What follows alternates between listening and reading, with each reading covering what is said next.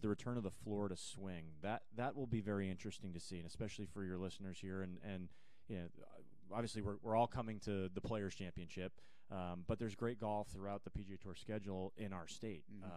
Orlando the week before, Tampa the week after. Also for our players, for them to be able to get around to those events. In the case of the Players Championship, we expect more players to be here earlier. Because if they don't play Arnold Palmer, they'll come in earlier. If they're in the API field, they'll be here quicker because they're not flying down from Charlotte. They're just a drive down I-4. So for the benefit for fans is I think you're going to see more players here earlier, which is always kind of cool. That's what it's all about, when the players are in town earlier, zipping around town. And then on Tuesday when we open up, first day is open to the public. Great day to come out and get some high fives and autographs and cool. see the players in the field practicing. As we let you go, and I could talk to you about it all day because I love this event and love the week and love being here. We're with Jared Rice, Executive Director of the Players Championship here at TPC Sawgrass, on location for Action Sports Jax on ESPN 690 today.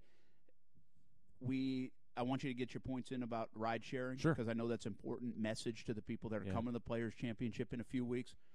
17 is behind 17 is such a hub of activity now, and some of the things that were at the front of the golf course, if you will, maybe around the 10th hole and in the clubhouse are now even back there.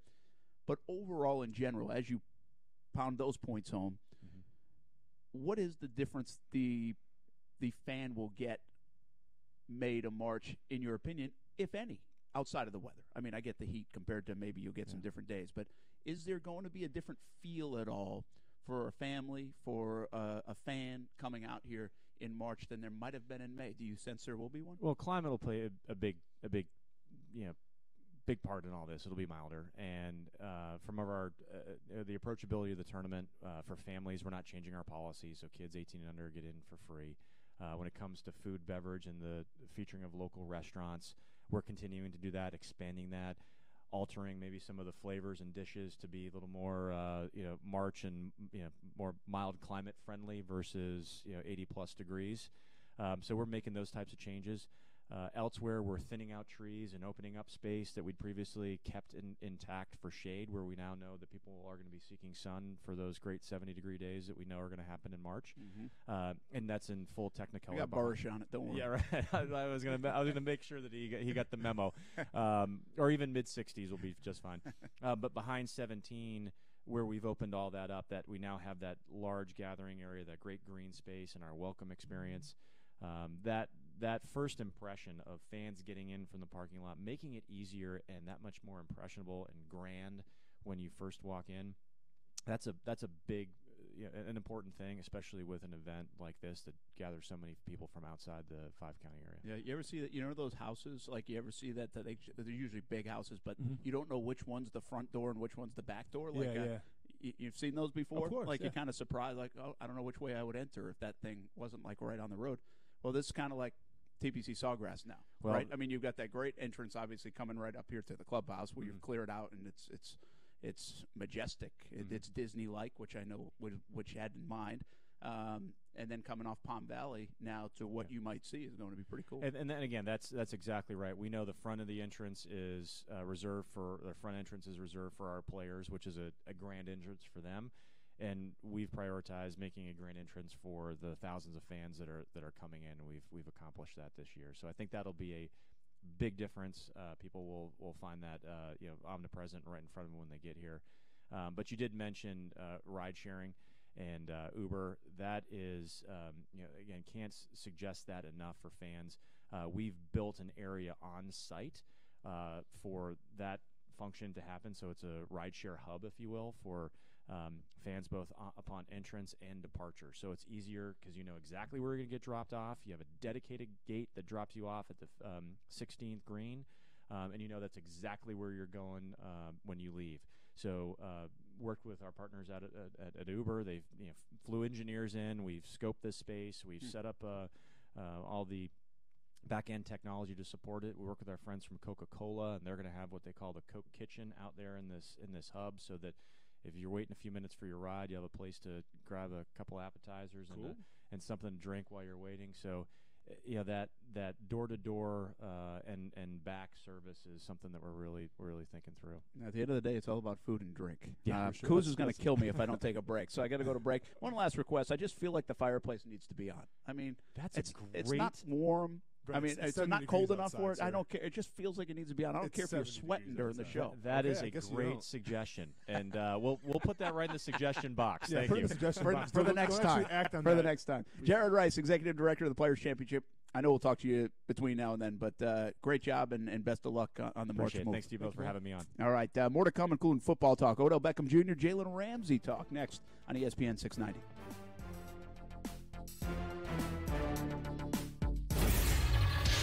ESPN 690 Sports Center Update. I'm Aaron, and the ripple effect from the reported Joe Flacco deal continues to reach all the way to here in Duval. With Flacco off the board, the Jags have to have their sights on Nick Foles this offseason. But could Case Keenum, who's now out of a gig in Denver, be an option?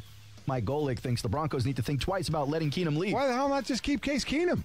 He's costing you the same. He's getting paid $18 million this year. He's actually on the last year of his deal. Because I'm with you, Flacco. I mean, what's he coming off of that made you say, yeah, I got to have this guy? Meanwhile, on the college hardwood, we saw all four of our local teams put up W's. JU trounces Stetson 93-70, while UNF swooped their way to the winner's circle against Kennesaw State 80-57. The Gators chomp stomp Vandy thanks to 15-9 from Keontae Johnson. And how about them Knowles? The team humiliated Wake Forest by 22 and are now enjoying a 6-game win streak. Don't forget to check out all the NBA All-Star action right here this weekend on ESPN 690. We kick it off with the Rising Stars Challenge tomorrow night at 9 p.m. Topgolf is everyone's game. It's all about fun no matter how well you play. Come take a swing at Jacksonville's premier entertainment venue and enjoy special promotions like half-price gameplay all day on Tuesdays, happy hour Wednesday through Sunday from 3 to 7, and $15 per person unlimited play from 9 a.m. to noon on weekdays. It's easy to get to on Brightman Boulevard between the Town Center and UNF at the intersection of JTB and 9A. It's a great time for all at Topgolf. Want to put more presidents back in your pocket? Then get to the President's Day sale going on now at Arlington Toyota. Arlington Toyota has over 1,000 new and used on the lot every day, and every single one of them is discounted with big-time President's Day savings. During the President's Day sale at Arlington, you can buy a 2019 Camry LE from just $19,888. That's a pre-owned 2019 Camry LE from just $19,888. During the President's Day sale at Arlington Toyota, you can buy a 2019 Toyota CHR from $16,988.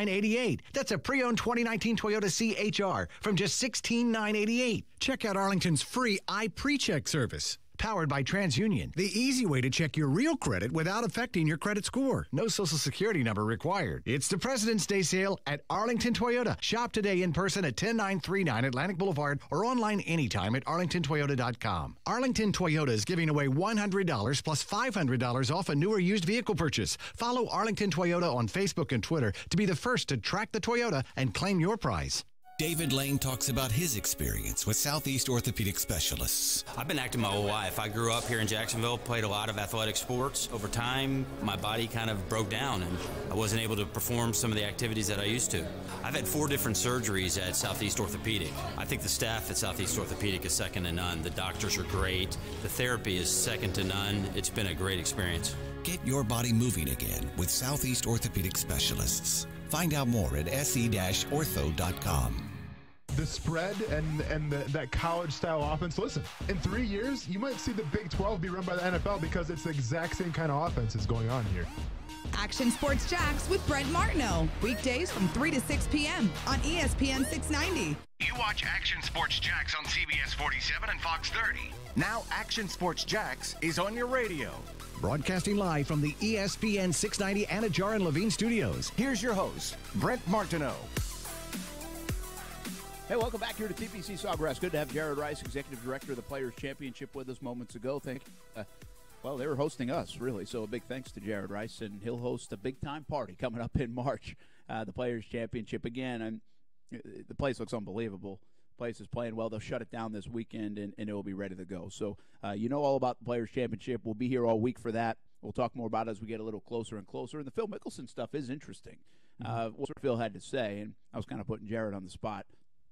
These commitments will continue to come in, and a lot of players have already committed. It's going to be an unbelievable field. I think Tiger's playing. I don't think we're going to have to worry about that. But the Mickelson ones, guys like to play courses that they're good at. And it's as simple as that. I mean, Tiger's always done that. Other players have always done that. But sometimes you can't avoid them in the big events. And there's a lot of players that do not like this golf course. And have had there's runs. Like Tiger's won a couple times, but he's had stretches where it's been brutal. Mm-hmm. So it's going to be pretty interesting to see what Phil decides to do at 48 years old. So from like a golfing expert like you seem to be here, Brent, like what kind of course does this... By the way, I like that. Can you say that again? Golf expert...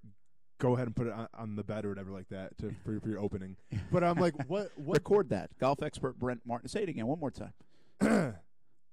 Nope, sorry. Anyway, I lost it. But what I was going to ask you is, like, we're talking about TPC Sawgrass. You're like, what kind of player does well at this course? I mean, we talked about it before. It's kind of anybody's course. That's it. But I'm like, is there a certain type of player that does better than others? Fred Funk, who hits it like as far as you and I, has won here.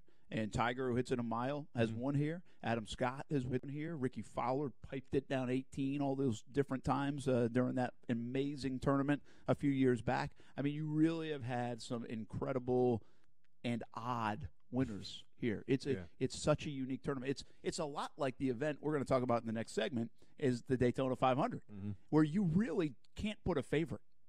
There is not a favorite here at this golf course. There are better golfers, just like Daytona. There are better drivers, but it doesn't mean that driver's going to win. It doesn't mean this golfer's going to win. It's actually, as you mentioned that, and since they're in such close proximity now to it, it's very much like that. This is a course that does not discriminate, or does not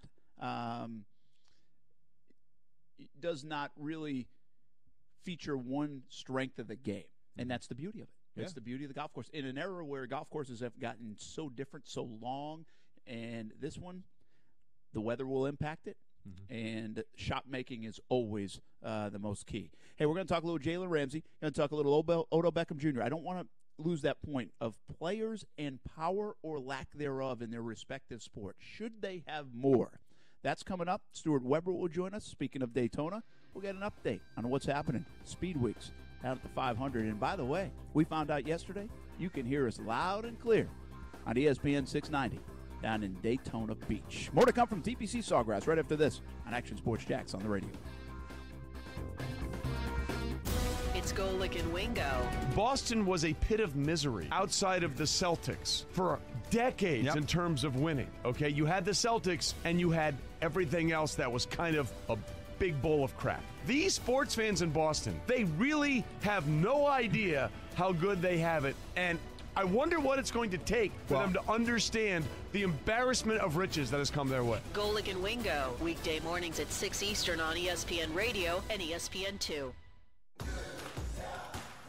Hi, this is Earl Ron, president of New South Window. New South makes windows that are energy efficient and hurricane resistant. You get both. If you have aluminum windows, it's time to get rid of yesterday's technology. New South is the factory and eliminates the middleman. Don't even think of buying windows until you see what our factory can do for you.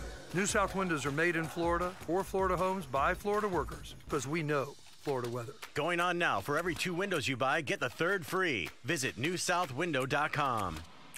Hi, it's Nathan from Gordon Chevy in Orange Park, where our no bull pricing and express sales process will have you out the door in a new Chevy fast. No bull means fast, fair, and transparent. It's what you can always expect at Gordon Chevy.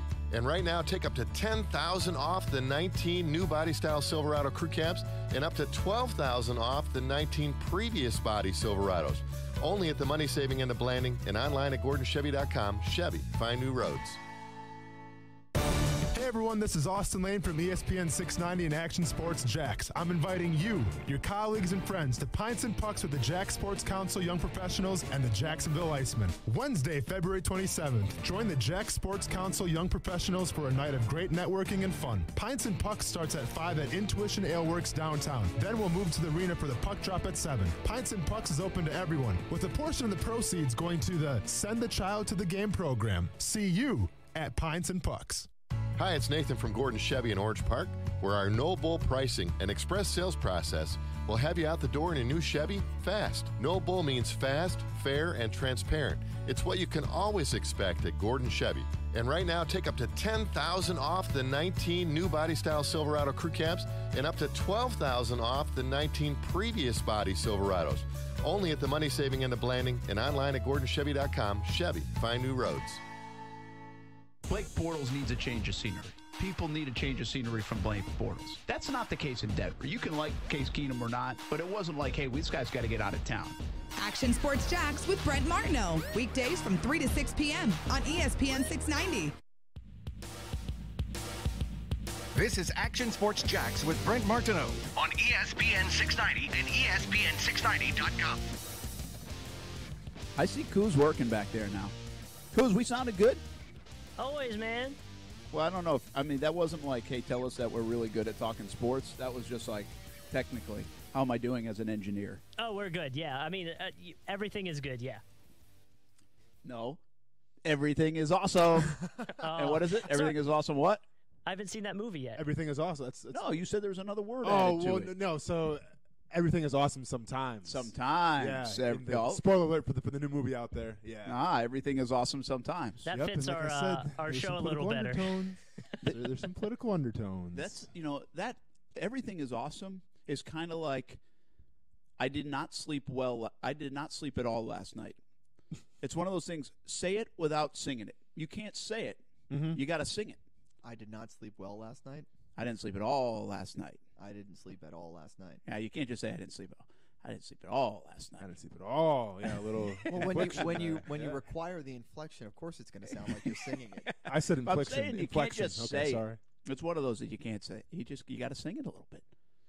Sometimes there's phrases like you're the one who doesn't sleep sometimes, so yeah. Well, maybe I've said. Dude, I'm kind of concerned about your health. Like you don't drink water. You drink coffee nonstop. No, you're not getting any sleep. He drank like 3 bottles during the course of the round, though. Yeah, because okay. usually it is pretty humid. The outside. cart has 4 of them in there. Okay, and so like I drank my 1, and I was going for my second, and all 3 of them were gone. Brent was so on it. Brent took 3, and I had 1. I'm trying, man. I mean, which hey, if we get to the point of IVs, we might just have to start dripping you. If I have to sacrifice for the cause of him being hydrated.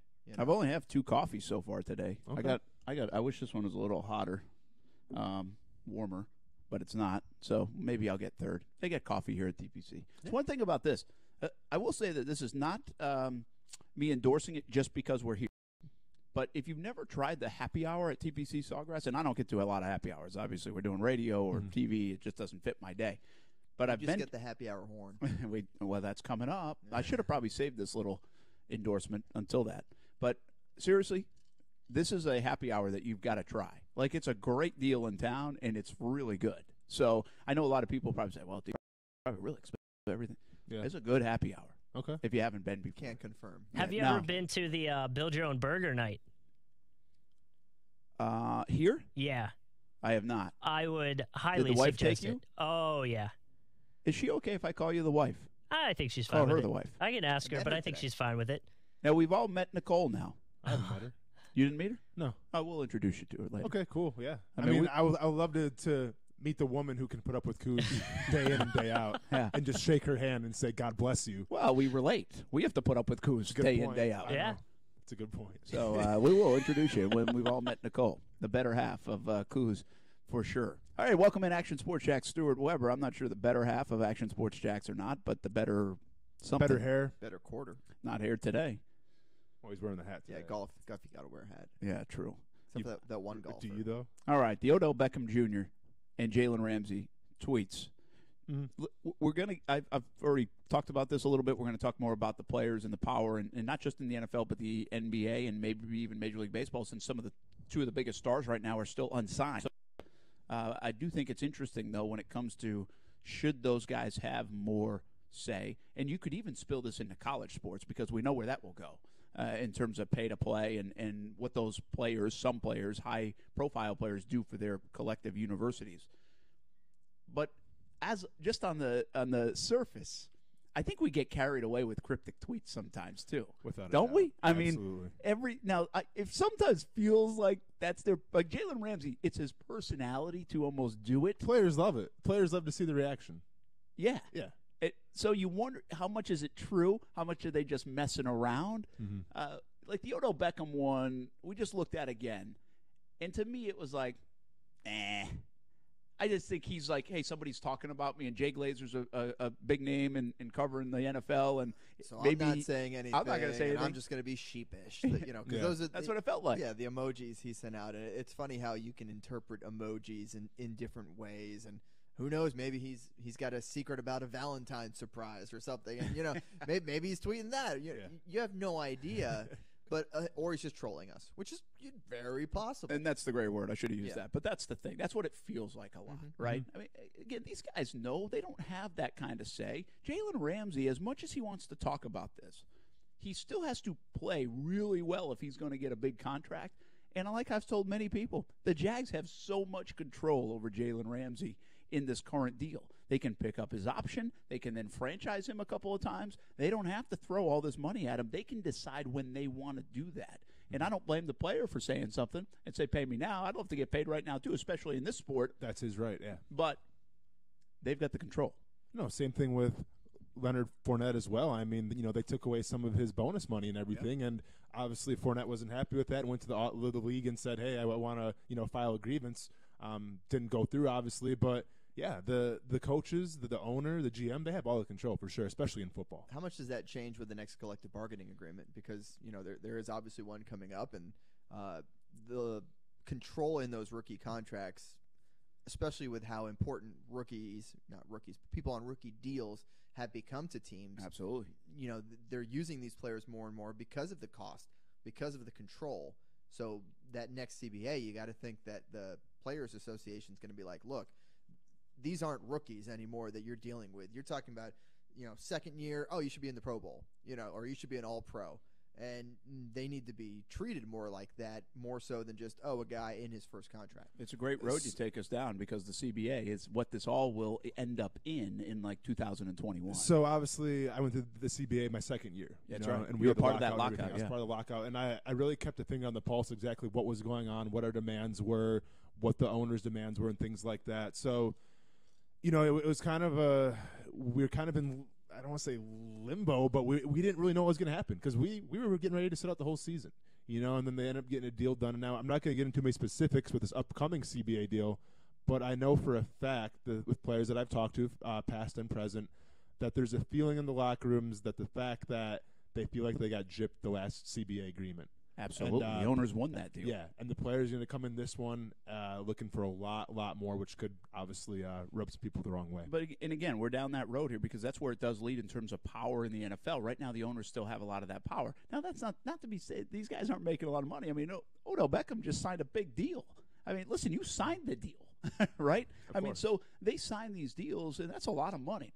What I think we always lose sight of when we talk about power in the NFL or power in sports, and maybe this new upcoming CBA, which I hope they take care of way more than the star athlete, is that young guy that getting the minimum. That is not a career earnings mark. You're not $450,000, whatever it is, $480. Sounds like a ton of money. I understand that, people, but let's put it in relation to what quarterbacks are making or what guys in the NBA are making, and then take into effect the amount of injury risk that is involved in football, the toll your body is taking, how long you can play. That's if you survive on the roster as a bottom-end roster guy.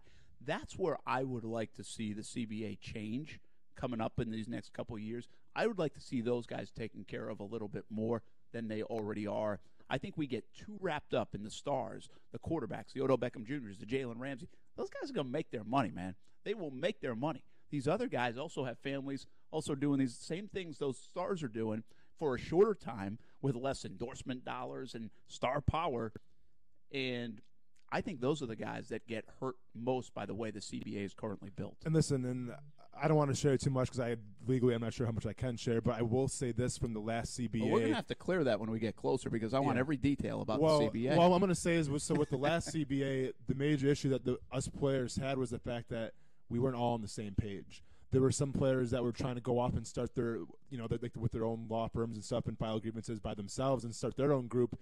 And it kind of watered everything down, because instead of, talking about what we need to do as a players association, we were trying to wrangle guys up like, hey, just stick with us. Don't go off your own and file some other grievance. Like, let's do this together.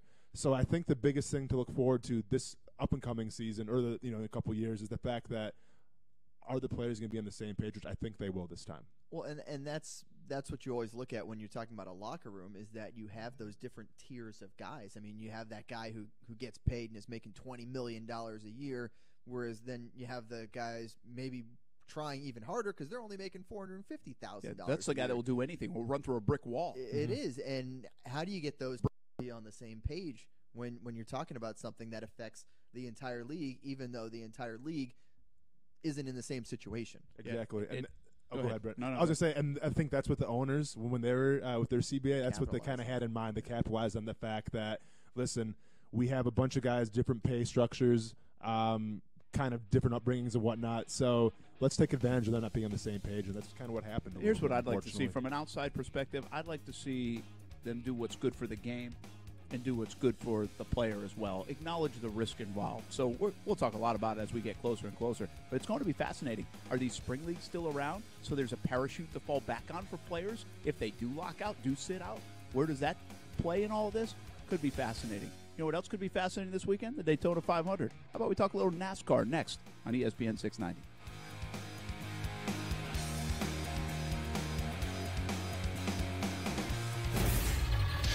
ESPN 690 Sports Center Update. I'm Aaron, and the ripple effect from the reported Joe Flacco deal continues to reach all the way to here in Duval. With Flacco off the board, the Jags have to have their sights on Nick Foles this offseason. But could Case Keenum, who's now out of a gig in Denver, be an option? Mike Golick thinks the Broncos need to think twice about letting Keenum leave. Why the hell not just keep Case Keenum?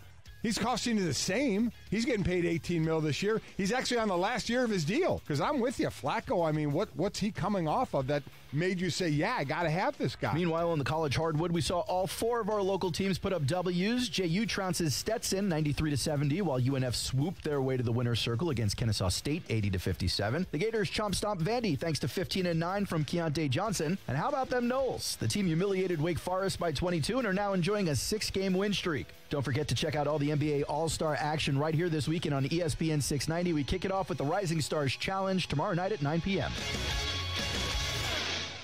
Lewis Black, the Jokes on Us tour. That's what differentiates me from other comics. That I am crazier than what I see. Ball game's over. Lewis Black, live, Friday, February 15th, 8 p.m., Florida Theater. Tickets are on sale now at the box office or at floridatheater.com. Hey, everybody, this is Brent Martineau from Action Sports Jax here on ESPN 690. And although the focus has shifted a little bit from football and heading into basketball season, maybe even baseball season, we have not lost our focus on helping you get the best car buying experience. If you haven't been to see my friends at the new Jenkins Hyundai of Jacksonville, you've got to see this new state-of-the-art showroom and meet their fantastic people.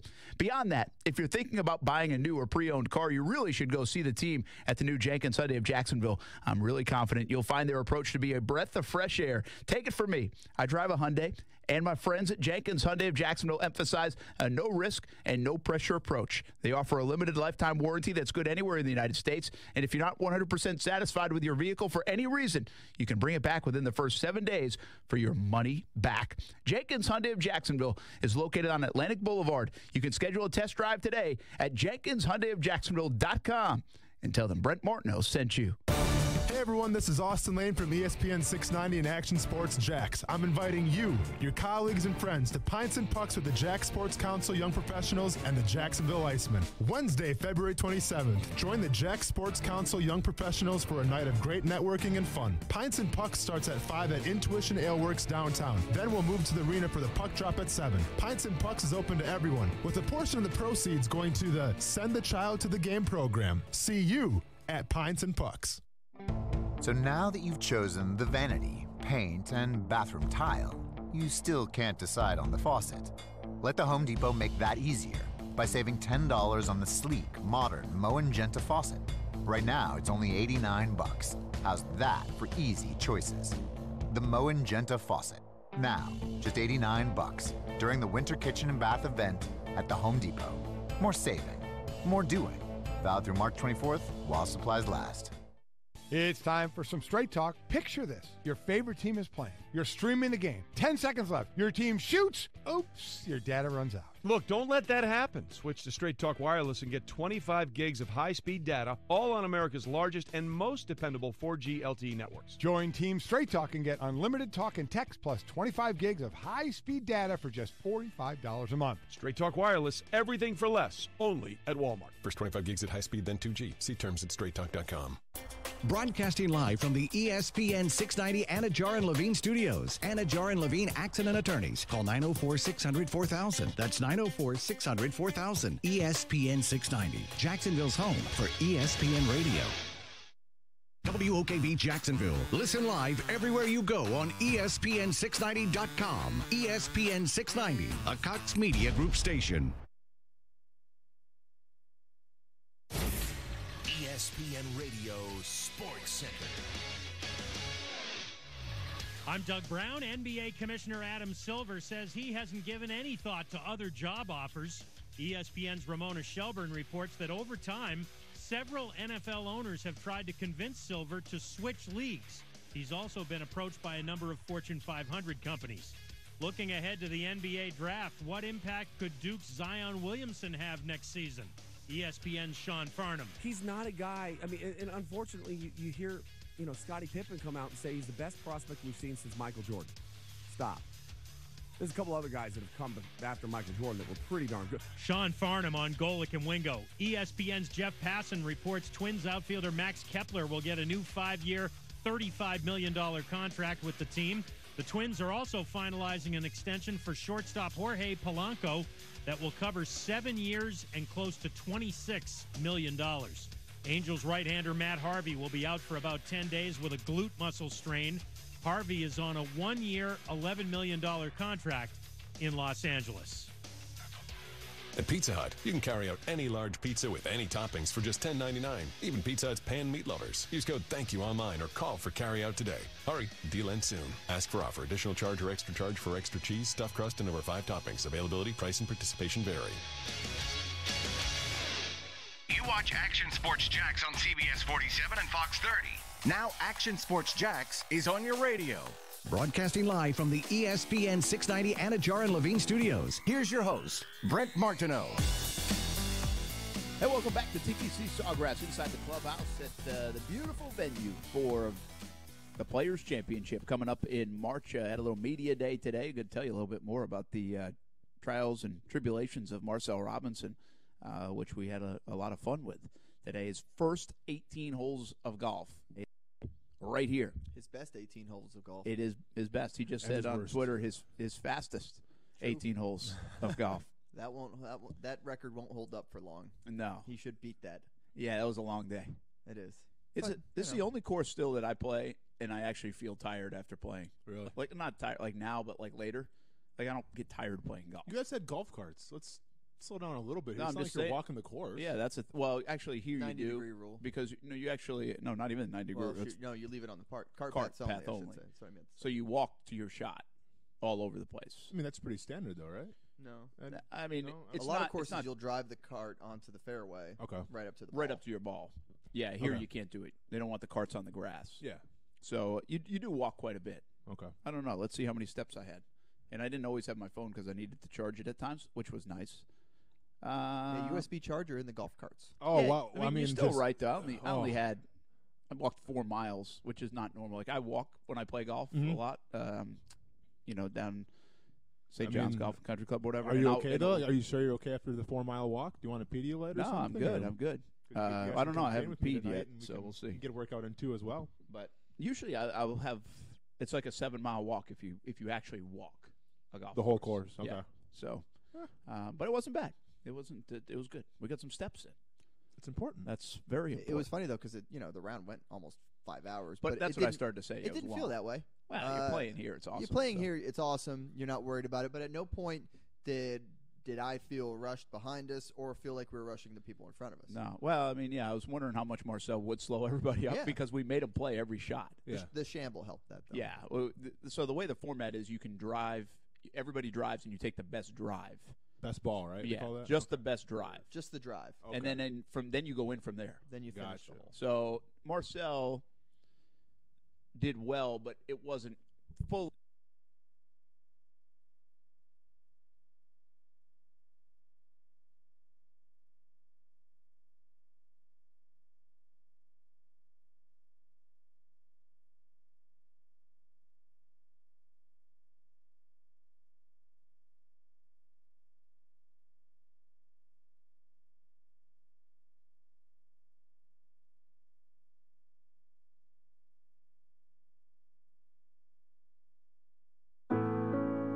I wasn't prepared to be a caregiver to Mom, but a little over a year ago, we realized she couldn't take care of herself without our help. And well, how could I not be there for her? I had no idea how hard it would be, and just what I would need to know. Things I never thought of, like how to improve her mood and, even for me, ways to stay positive. Luckily, I found the Caregiving Resource Center from AARP. It had articles about the basics that got me started, but also information about the hurdles I was facing in this new role.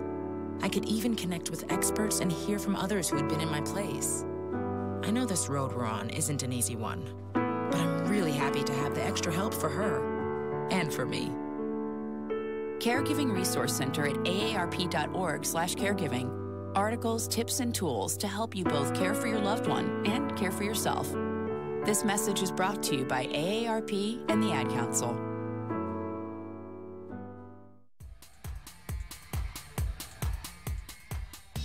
It looks like the old Comrex unit even got tired of us talking about our golf game today.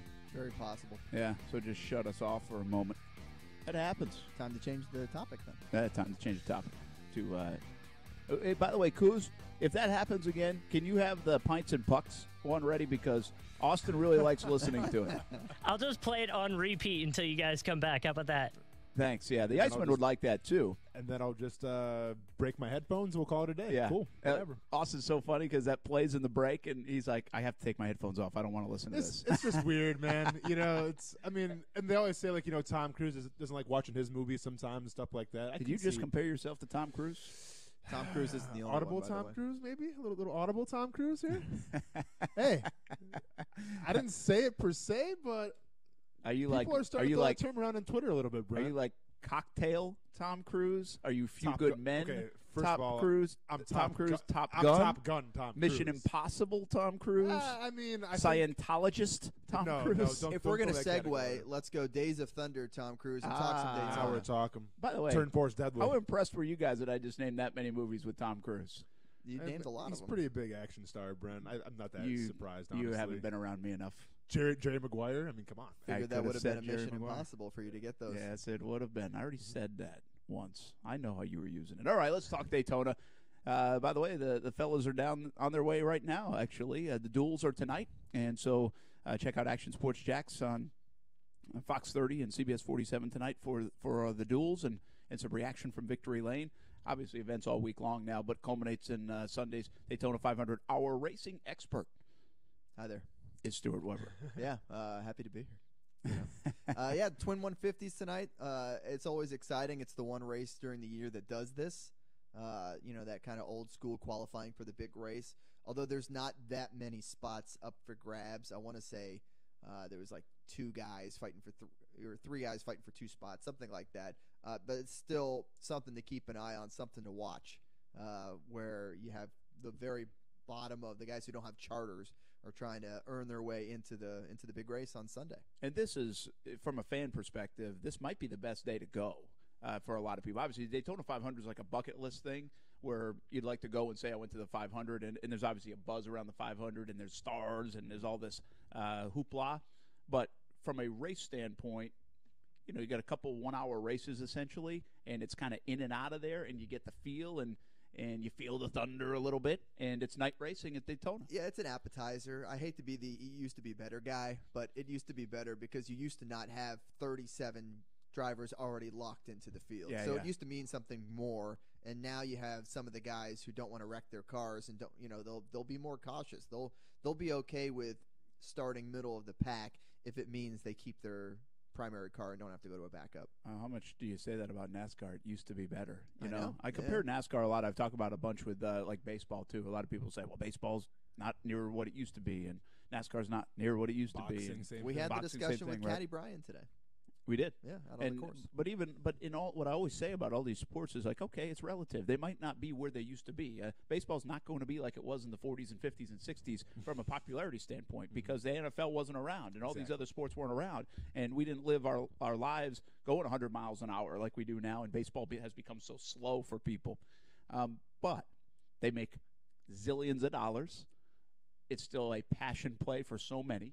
Kids all over the place play baseball still. I know the numbers might be down, but they still do. And there's a ton of talent all over the globe. It's not just in the United States. I say the same with racing, and I don't have as much a feel of it. But, yeah, it's not the late 90s. It's not the early 2000s. It's not when Jeff Gordon got on board and obviously Dale Earnhardt. And it's not that. And it's never going to be that again. But that doesn't mean it can't have a place and be successful. It's just everything has to be so relative. Like, we even talk about the NFL sometimes. The NFL, the ratings dropped. Everybody wants to talk about the ratings like a couple years ago. Well, and now I understand that can get political too, but just face value, the ratings may have dropped. So what did that mean? Like the NFL made $1 billion less than it usually did? Yeah.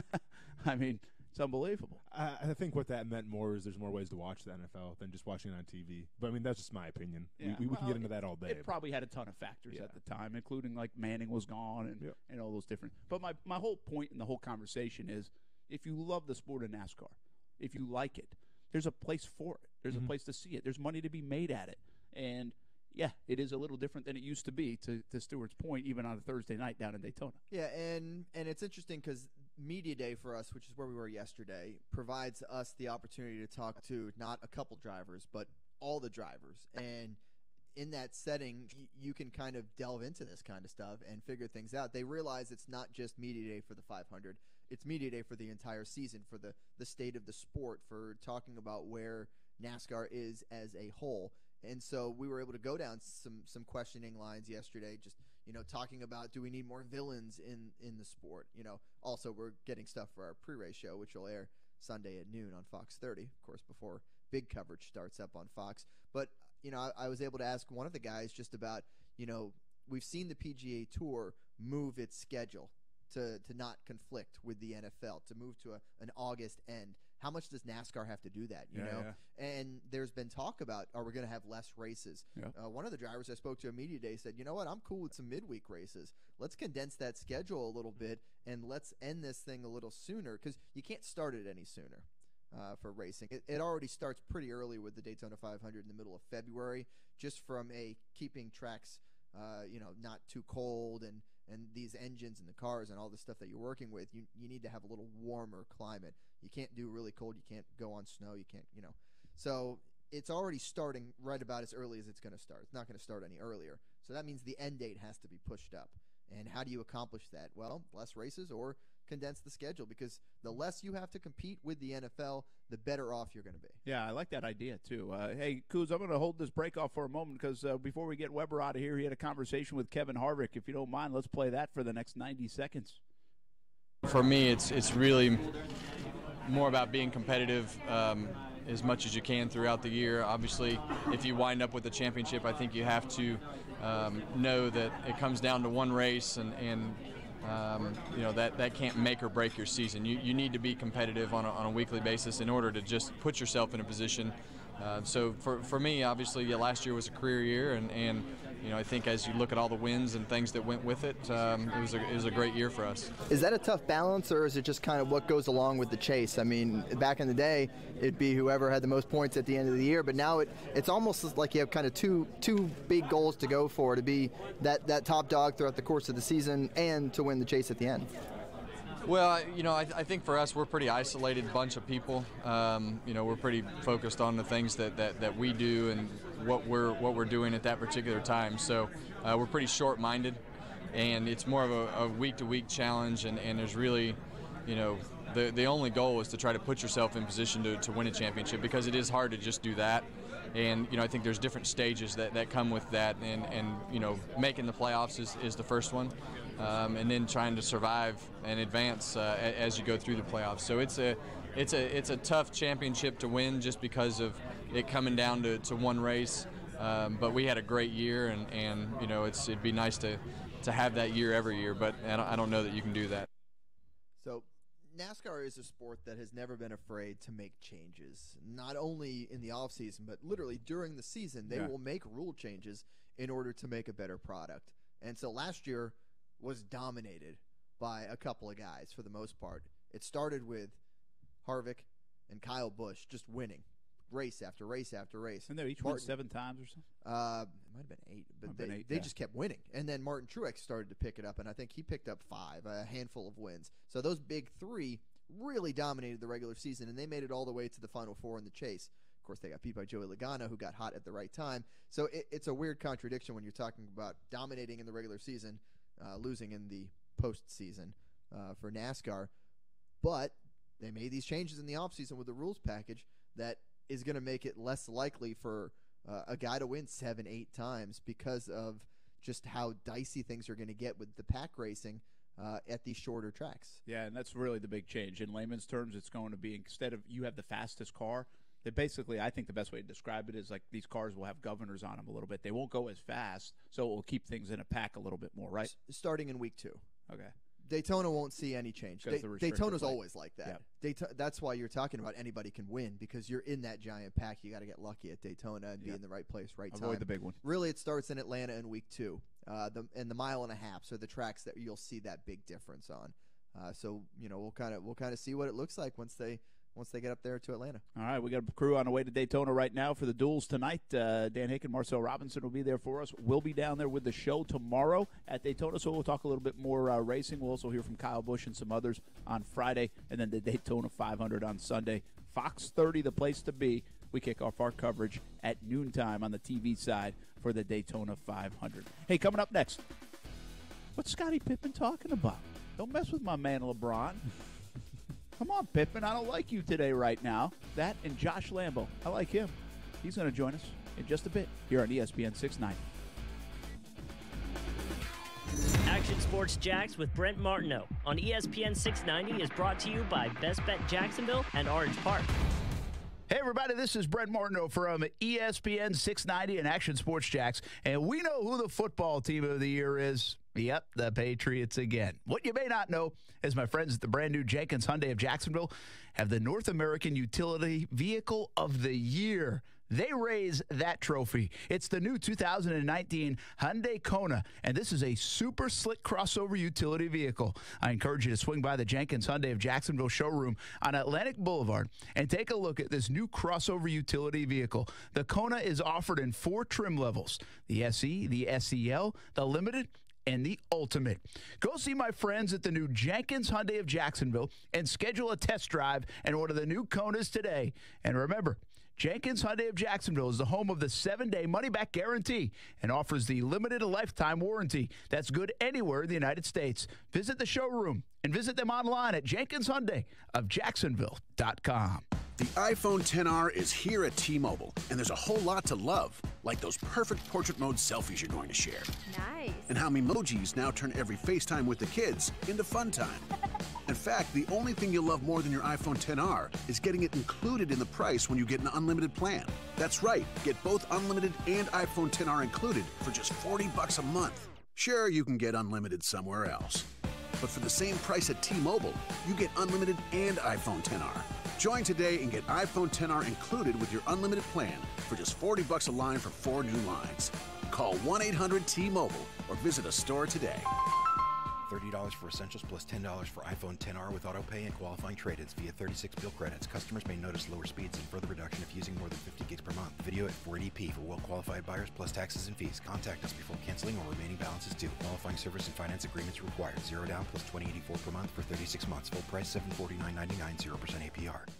There are those who play the blues. Then there's Chicago's electric blues legend, the one and only Buddy Guy.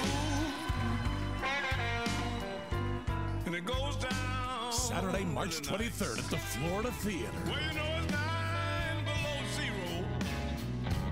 Tickets are on sale now at the box office and at floridatheater.com. Don't miss Rock and Roll Hall of Fame inductee Buddy Guy.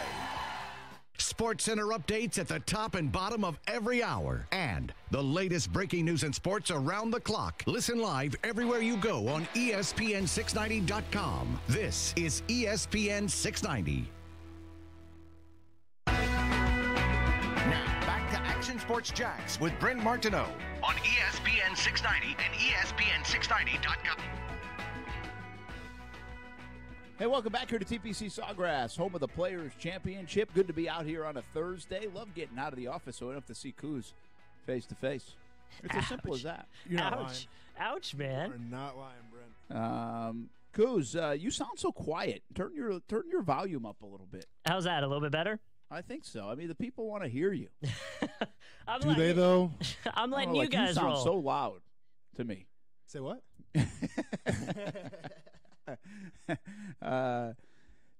Brett Martineau, Austin Lane, Justin Coos is going to disagree with me, I think, here in a moment. Uh-oh.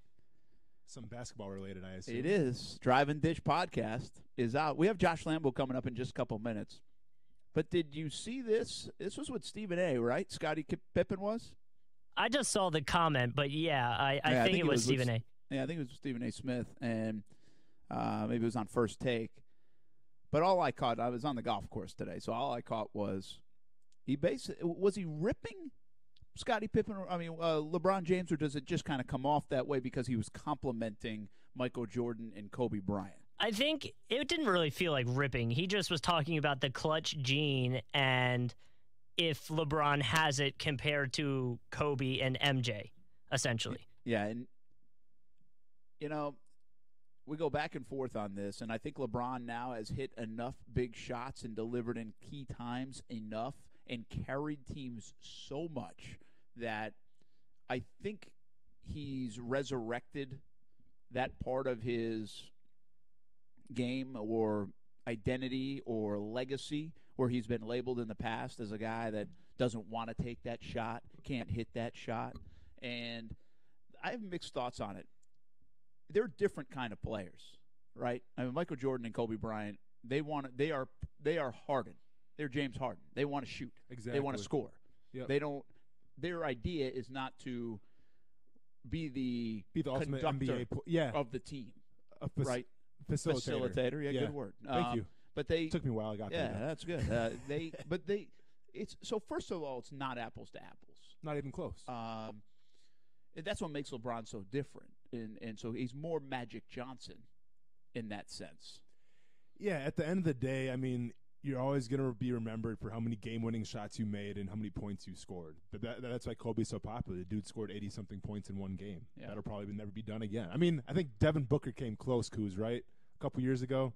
I think he had 60-something, if I'm not mistaken. Yeah. From the Suns. But yeah, he scored I don't think he got into the 70s. I mean, obviously Wilt had 100, but it was that 81 for Kobe that was big. But regardless, people will always talk about the points scored and not so much about the assists, even the steals. If that was the case, Kawhi Leonard would be the most popular basketball player in the NBA, and he's not, unfortunately. And granted, he doesn't have the personality to match either. He's kind of a laid-back, chill kind of dude. But he's probably the best two-way player that the NBA has. But you're not going to talk about him. It's all about LeBron. It's all about Harden and whatnot. So I think from just a scoring perspective, no. Bron is not up there with MJ or Kobe.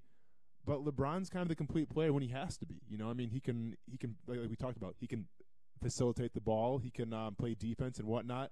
Not to say MJ and Kobe didn't play defense either, but it's just different games. Yeah, and MJ was unbelievable at defense when he wanted to be. He took some plays off, but he also was, however, I don't have the numbers in front of me, but Defensive Player of the Year and all defensive team. And listen, this isn't – it's dumb to argue Michael Jordan. Michael Jordan is considered, by all accounts, the greatest of all time. Changed the game in so many respects, kind of created a generation. Kobe was part of that generation that he created. I don't not like Michael Jordan. I have less of an affinity and this craze over just how great he was as other people just fall in love with it. I'm less of that. And part of that is and I'll just in full disclosure is I grew up a Larry Bird fan. And so I kind of felt like Larry Bird at times didn't get his due.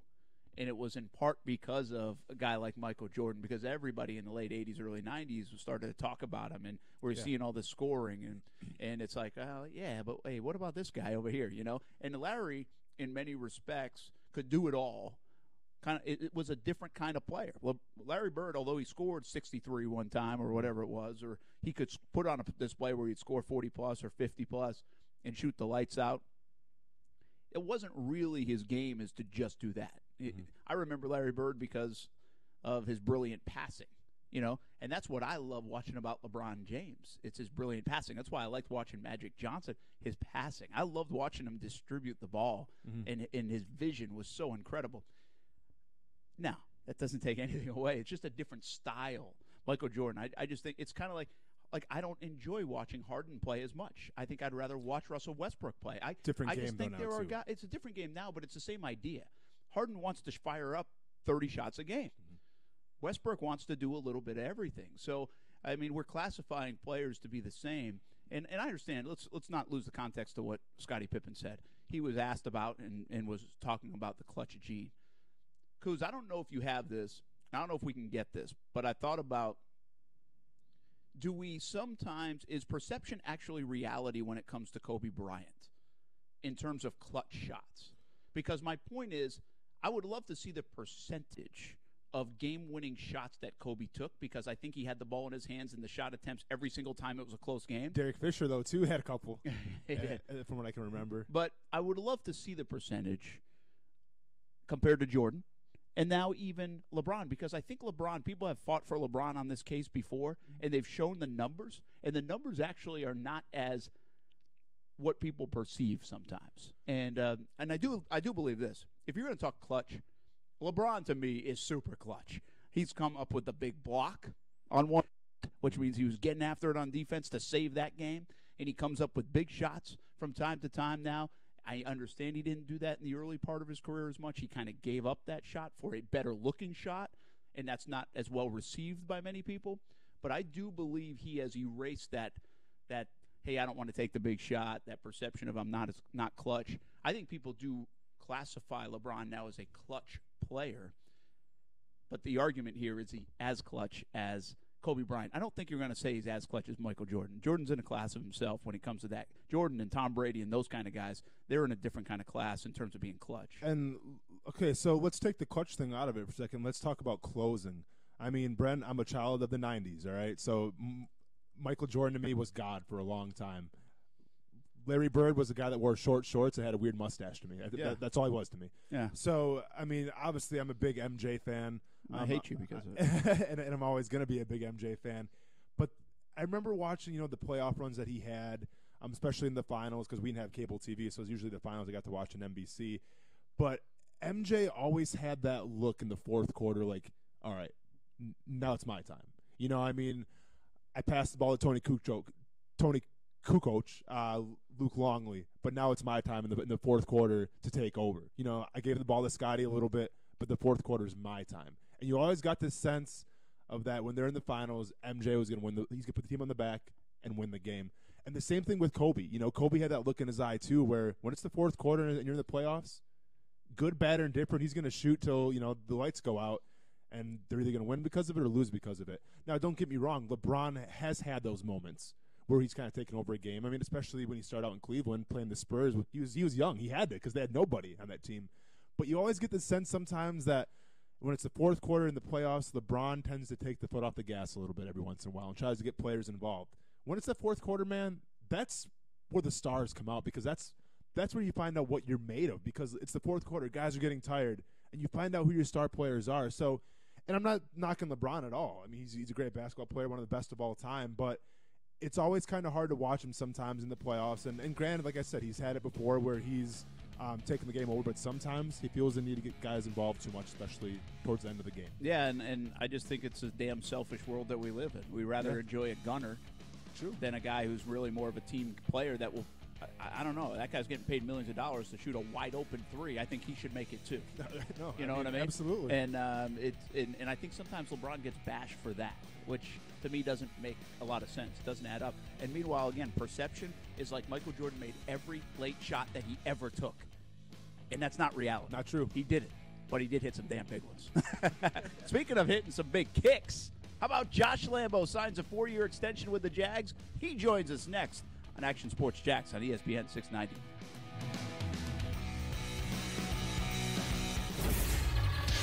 ESPN 690 Sports Center Update. I'm Aaron, and the ripple effect from the reported Joe Flacco deal continues to reach all the way to here in Duval. With Flacco off the board, the Jags have to have their sights on Nick Foles this offseason, but could Case Keenum, who's now out of a gig in Denver, be an option?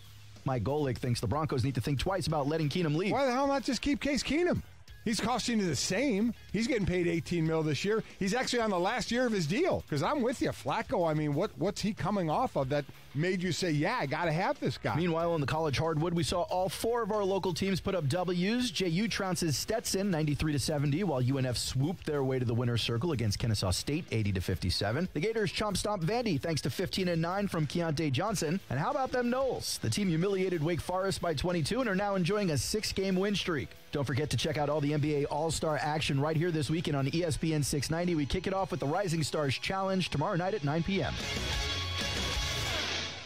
Hi, it's Nathan from Gordon Chevy in Orange Park, where our no bull pricing and express sales process will have you out the door in a new Chevy fast. No bull means fast, fair, and transparent. It's what you can always expect at Gordon Chevy. And somehow, I fat-fingered the order for 2019 Colorados and ended up with over 100 in stock. So right now, you can get up to $4,000 off. That's the truck everybody's talking about, the Chevy Colorado. Only at the money-saving end of Blanding Boulevard and online at GordonChevy.com. Chevy, find new roads.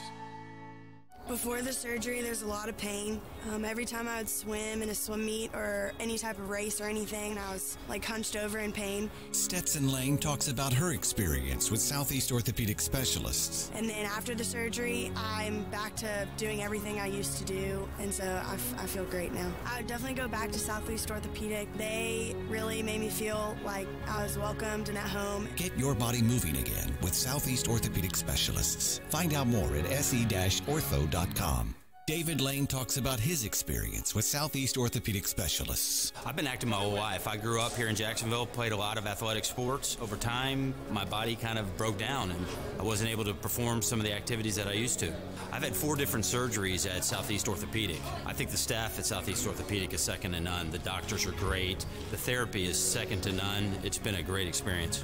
Get your body moving again with Southeast Orthopedic Specialists. Find out more at se-ortho.com.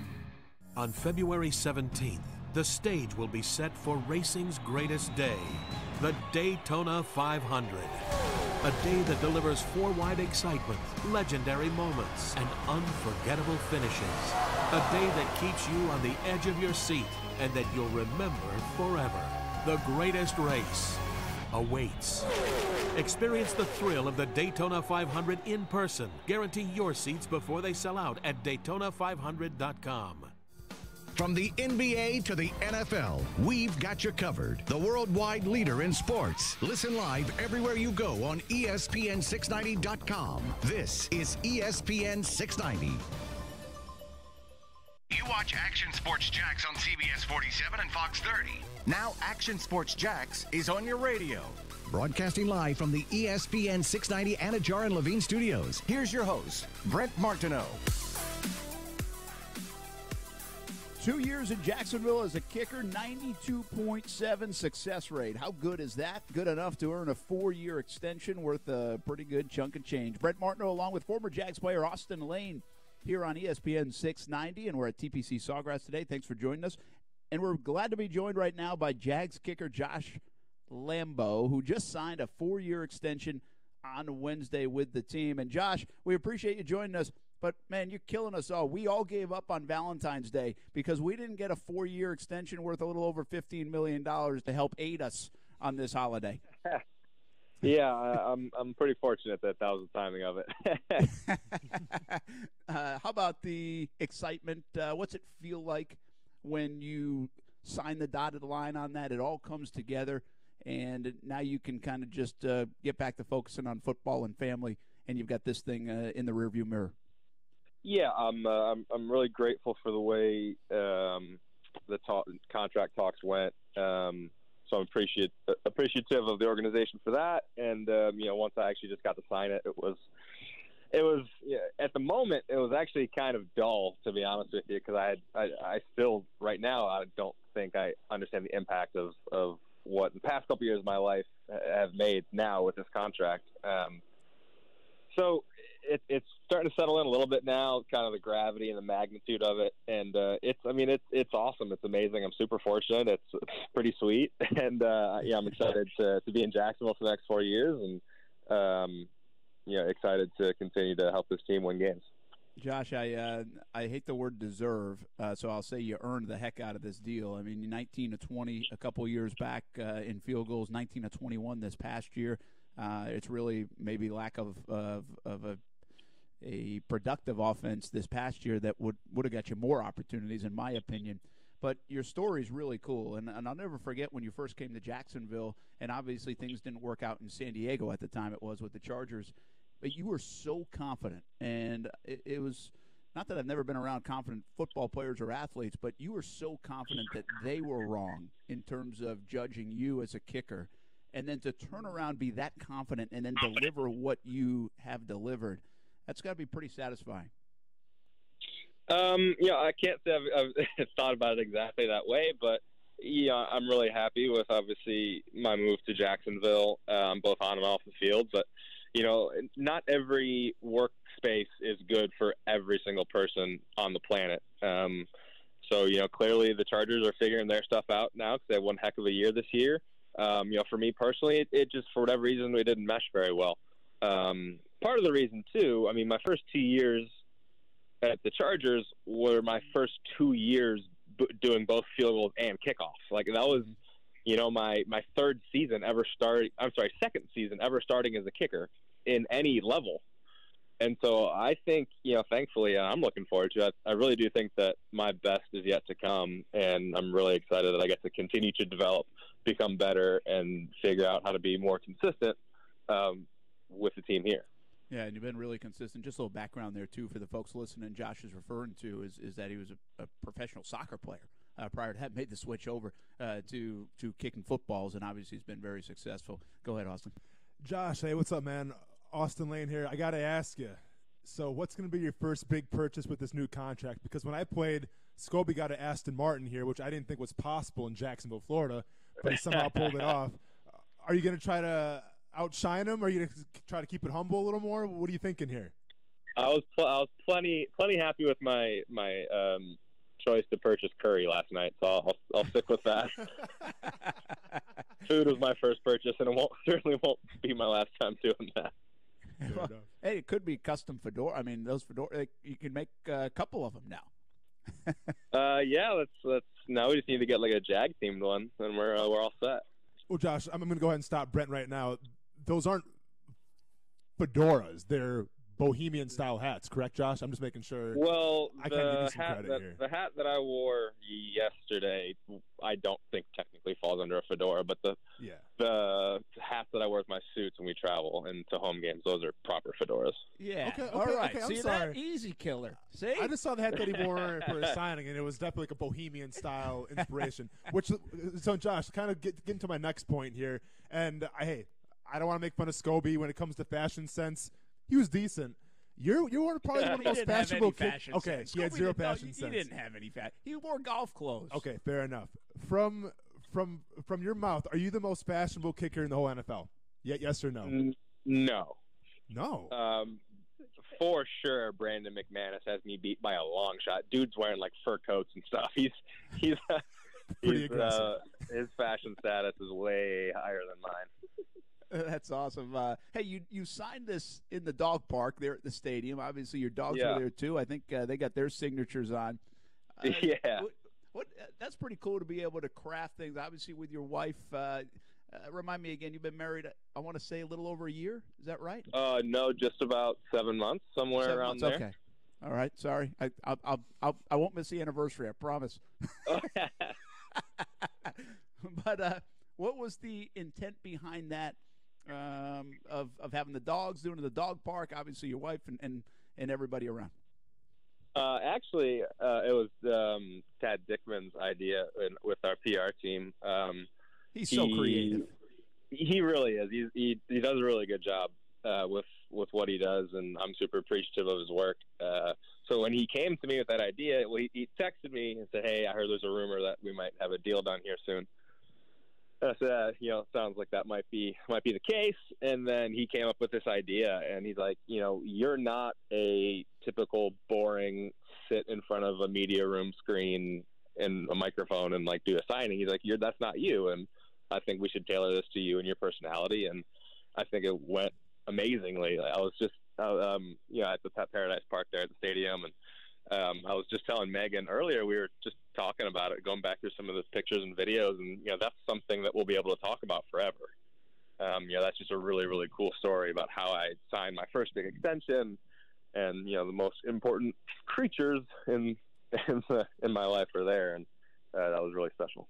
That's awesome. Hey, how improbable is your story to seriously go from a soccer guy, IMG Soccer Academy, FC Dallas, I think, FC Tampa. I mean, that's where your world was. That's what your life was. And now to this, where hopefully you have some stability kicking in the NFL for a long time. Yeah, it's definitely an unorthodox way of coming about getting to where I'm at. But, I'm just super fortunate. I agree with, which one of you said about not a big fan of the word deserve. I'm just super fortunate that I had the parents that I did that raised me the way that they did. And I had the people and friends and coaches and agents that surrounded me to kind of lead me and to be able to make this crazy NFL long shot a reality. And, this contract is definitely proves that this is the real thing. Yeah, absolutely. What do you do now? Contract. Forget about the contract for a moment. I know it's hard to forget. But what are your goals as you go into a season? Do you put numbers on it? You've had some ridiculously accurate numbers here in Jacksonville, but do you set goals for yourself going into a year? Here and there, yeah. I mean, I'm not going to say, I'm going to give myself a number of, okay, I have to, beat 89% or 92%, just because you never know what opportunities are going to be presented to you. There could be some crazy season where you only kick 7 or 12 times, and then those numbers are very difficult, and then you're just kind of hurting yourself. But I will have goals in terms of kickoffs for sure, percentage of kickoffs, directionally where they're supposed to go. If it's supposed to be a touchback, is it a touchback? So, I'll set numbers like that for myself. It's more tangible for me personally with kickoffs. And then field goals, obviously, the short-term goal that I have is go 1 for 1 on every kick. And if I do that, then I'll make all my kicks, and I'll have all the accolades I could ever want, and then I'm helping the team win, and everything's gravy. Josh, I got to ask you, man, because I'm not sure if you realize, but I was born in Wisconsin, born and raised in good old Iowa, Scandinavia. I understand you spent some time in Middleton, Wisconsin. Have you visited the National Mustard Museum, first of all, is my first question for you. You're darn right. I know, right, man? It's the place, a game changer.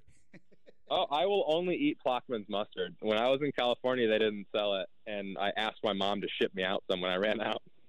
Okay, see, that Coops is pretty good, too. I'm a big Coops guy myself, but yeah. Touche. And then also I have to ask you, have you ever been to Monk's Bar and Grill? Monk's. It's in Middleton. I'm not sure if it was around. Off the top of my head, but okay. I probably have been. Okay, yeah, they have really good burgers there, so I was just kind of curious. My brother played soccer for the Badgers, and then my family moved up there with him, and I shortly thereafter moved down to Florida to IMG, but I loved going back to Wisconsin. Well, spoiler alert right now, Josh, don't go up there right now. It's a little crazy. A lot of snow. I'm well aware. Yeah. Did you grow up like Austin grew up there and he snowboards a bunch? I mean, were you a skier, snowboarder, any of that kind of stuff?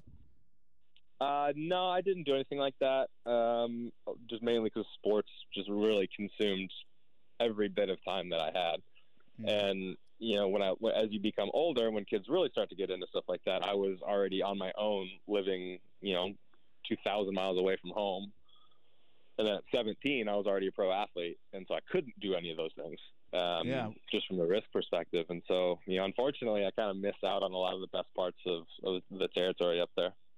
Josh Lambo with us, Jags kicker, just signed an extension yesterday for 4 years. Happy to have him in Jacksonville for a long time to come. Can I ask you about that a little bit? IMG Academy has become this big thing. A lot of people, obviously in the state of Florida, people come all over the country, sometimes all over the world to go there. What was that experience like for you? Because it wasn't, I think, as popular then. Maybe I'm just thinking in the other sports, maybe it was as popular in soccer, but what was that experience like to go away from home to school at IMG Academy? Right. So so I was there. I didn't actually play for IMG. I was with the U17 U.S. Youth National Team. Okay. We used IMG as our campus. I got you. And so, I mean, I was obviously still there interacting with all the students, and it was much smaller then, and it was still massive back then than it is now. I heard it's just a circus out there. But for me, I talk about it with my parents every so often, and they both say that if they were to do it over again, they wouldn't have let me go. So I'm fortunate that on the first try we got it right. But it was my dream. I literally had it written down on a goals sheet that I had tucked away in my wallet that I'd written in like 6th grade to make the residency program. And I got that call, I got that invite, and I literally got to check it off of my list, which is incredible. Very cool. So for me, it was everything. I mean, I got to experience the world. By the time I was 20, I had gone to over 22 countries. It was all for soccer, and it was one of the things that really I think made me who I am now, and both on and off the field. And so I'm super super grateful for that experience. That's awesome, man. Good for you. I'm going to let you go, but before I do so, usually with kickers, I'll be like, hey, what do you think about a guy like Adam Vinatieri still kicking? But since you didn't grow up I guess enthralled in the football side of things. Even I watch Vinatieri. So. I got you. But is there a soccer guy? I might have asked you this before. I can't remember. But is there a soccer player that you admired so much growing up? Or what's your soccer player team as a guy that was obviously into that as a teenager? Right, yeah. My soccer version of Vinatieri is Tim Howard for sure. Okay. He obviously a goalkeeper. He has Tourette syndrome. My oldest brother has the same. And so he's just, him being a goalkeeper at that caliber and having Tourette's, he was just like a staple, like hero for my family. And I've been fortunate enough to hang out with him a bunch, train with him, chat with him. We still text each other quite frequently. He's been a really, really good influence on me personally as well as my family. When the Rapids played in Chicago against the Fire last year, Tim had me, set up a time for my brother to meet him because he hasn't yet, and so that was a life goal achieved for my brother. And so Tim he's just top class. One of the best people I've ever met. Still super supportive to me, and just a really, really incredible human. Very good. Hey, when it comes to Vinatieri, 18 more years and you can catch him. Oh man, I mean, I guess if my leg's still working the way his is, I might be doing the same, but I highly doubt that. That guy's a machine. Well, enjoy the next 4 years, and especially this one coming up. Hope you have a good rest of the offseason. Congratulations on the big deal. Well earned once again, man. Yeah, congrats. Thank you so much, guys. I appreciate it. All right, Josh Lambo, Jaguars kicker. Good to have him in town. Good dude, fun dude, and what an interesting background. He just told you a lot about it. But he's here in Jacksonville, 4-year extension, a little more than $15 million. That thing's worth. So good for him and his family. Josh Lambo staying in Jacksonville after a good couple of seasons. We'll be back on ESPN 690. More live from TPC Sawgrass right after this. Oye, amigo, it is the Dan Le Batard Show on ESPN Radio. Did James Harrison ever tell Ben Roethlisberger to put down the beers and get in a little better shape? Please say yes. Ben's in good shape. He is? Ben looks good. If you say he looks good, he looks good. That's right. We think he runs like a skyscraper, but if you say he looks good, that's fine by us. We'll let it go. That's a good thing he ain't paid to run. He paid to throw. The Dan Le Batard Show with the Stugatz on ESPN Radio and ESPN News. Peace of mind. It's one of the most important things we can have, and sometimes the most elusive. I'm Mark Anajar from the Law Office of Anajar & Levine. If you've been involved in a slip and fall accident, call the law offices of Anajar & Levine at 904-600-4000 for a consultation. Office in Jacksonville. Topgolf is everyone's game. It's all about fun no matter how well you play. Come take a swing at Jacksonville's premier entertainment venue and enjoy special promotions like half-price gameplay all day on Tuesdays, happy hour Wednesday through Sunday from 3 to 7, and $15 per person unlimited play from 9 a.m. to noon on weekdays. It's easy to get to on Brightman Boulevard between the Town Center and UNF at the intersection of JTB and 9A. It's a great time for all at Topgolf.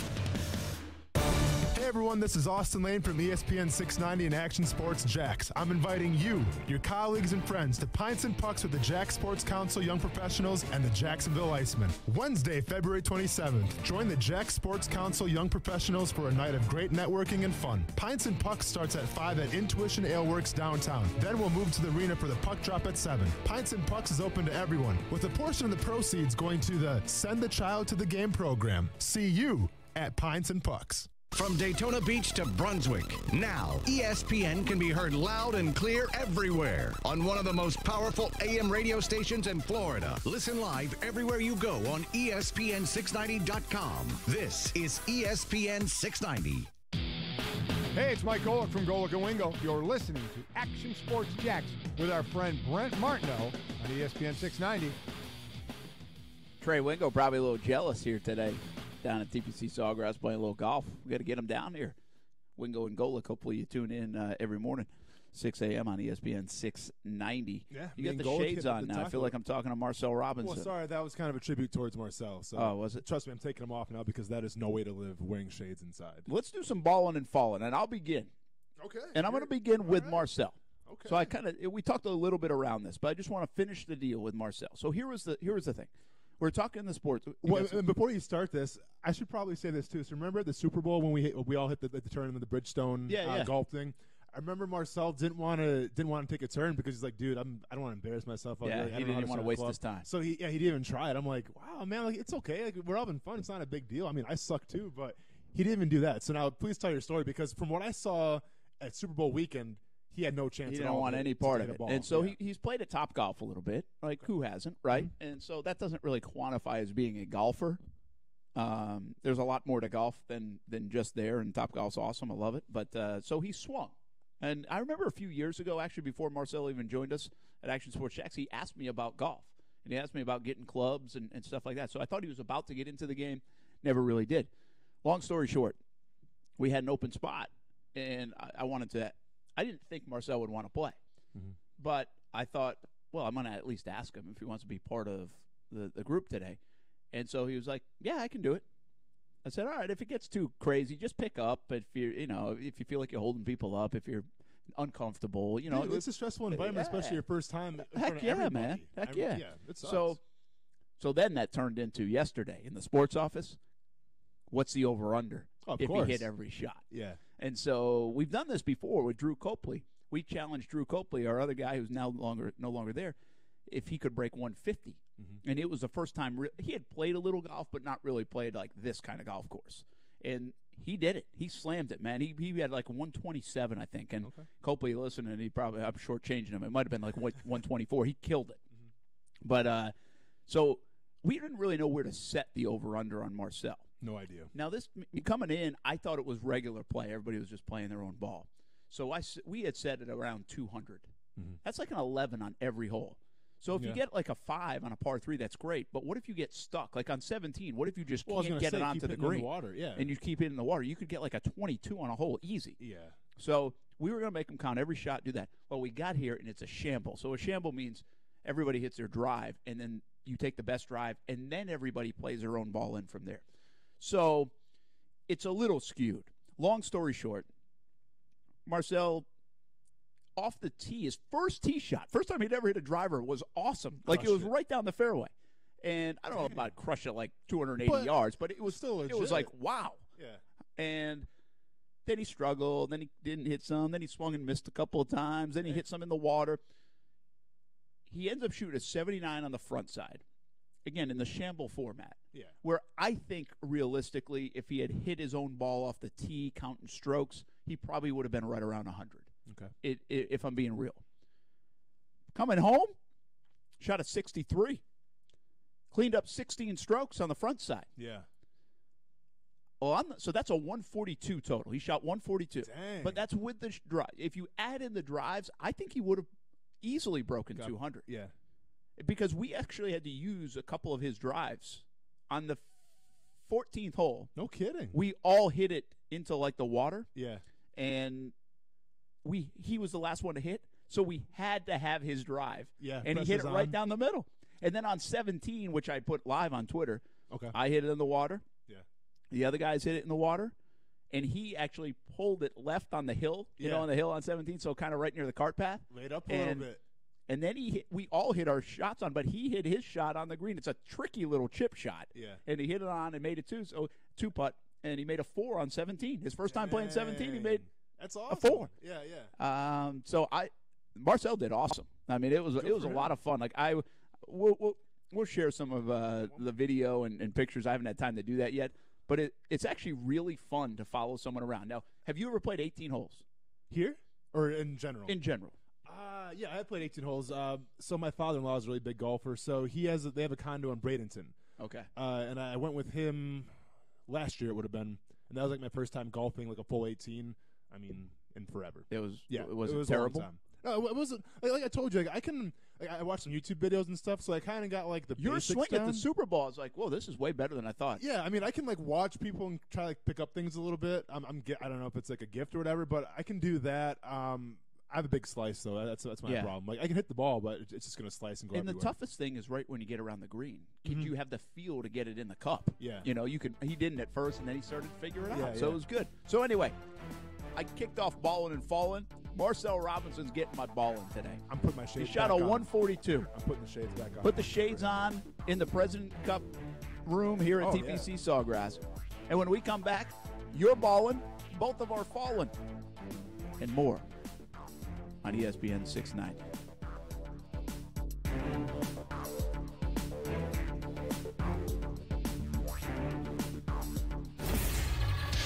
ESPN 690 Sports Center Update. I'm Aaron, and the ripple effect from the reported Joe Flacco deal continues to reach all the way to here in Duval. With Flacco off the board, the Jags have to have their sights on Nick Foles this offseason. But could Case Keenum, who's now out of a gig in Denver, be an option?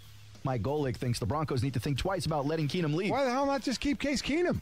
He's costing you the same. He's getting paid $18 million this year. He's actually on the last year of his deal. Because I'm with you, Flacco. I mean, what's he coming off of that made you say, yeah, I got to have this guy? Meanwhile, on the college hardwood, we saw all four of our local teams put up W's. JU trounces Stetson 93-70, while UNF swooped their way to the winner's circle against Kennesaw State 80-57. The Gators chomp stomp Vandy thanks to 15-9 from Keontae Johnson. And how about them Knowles? The team humiliated Wake Forest by 22 and are now enjoying a 6-game win streak. Don't forget to check out all the NBA All-Star action right here this weekend on ESPN 690. We kick it off with the Rising Stars Challenge tomorrow night at 9 p.m.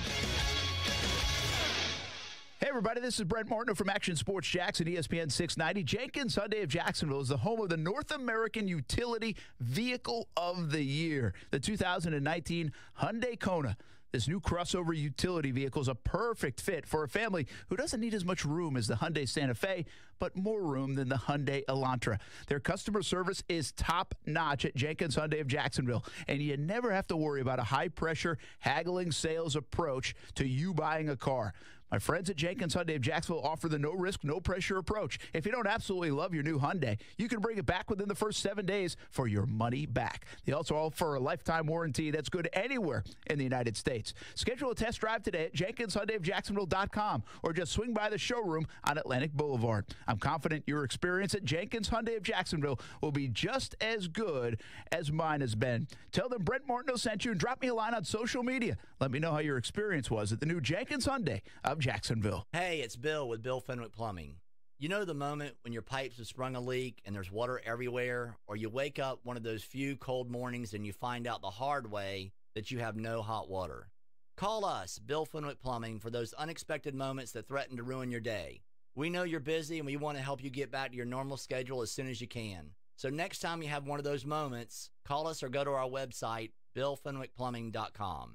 We're here to help.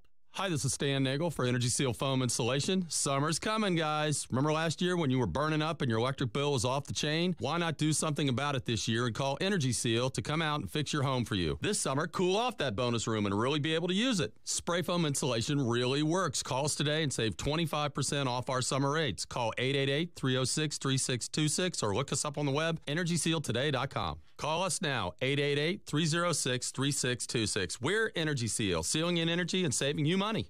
It's time for some straight talk. Picture this. Your favorite team is playing. You're streaming the game. 10 seconds left. Your team shoots. Oops, your data runs out. Look, don't let that happen. Switch to Straight Talk Wireless and get 25 gigs of high-speed data, all on America's largest and most dependable 4G LTE networks. Join Team Straight Talk and get unlimited talk and text plus 25 gigs of high-speed data for just $45 a month. Straight Talk Wireless, everything for less, only at Walmart. First 25 gigs at high speed, then 2G. See terms at straighttalk.com.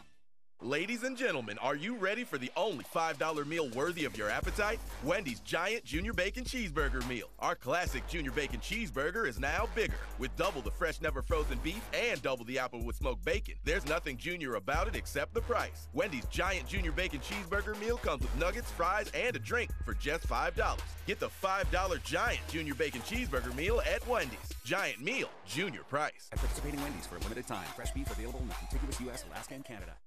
Broadcasting live from the ESPN 690 Anajar and Levine studios. Anajar and Levine Accident Attorneys. Call 904-600-4000. That's 904-600-4000. ESPN 690. Jacksonville's home for ESPN Radio.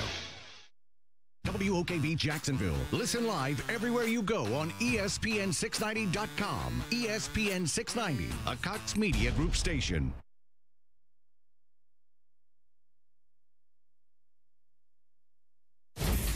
ESPN Radio Sports Center.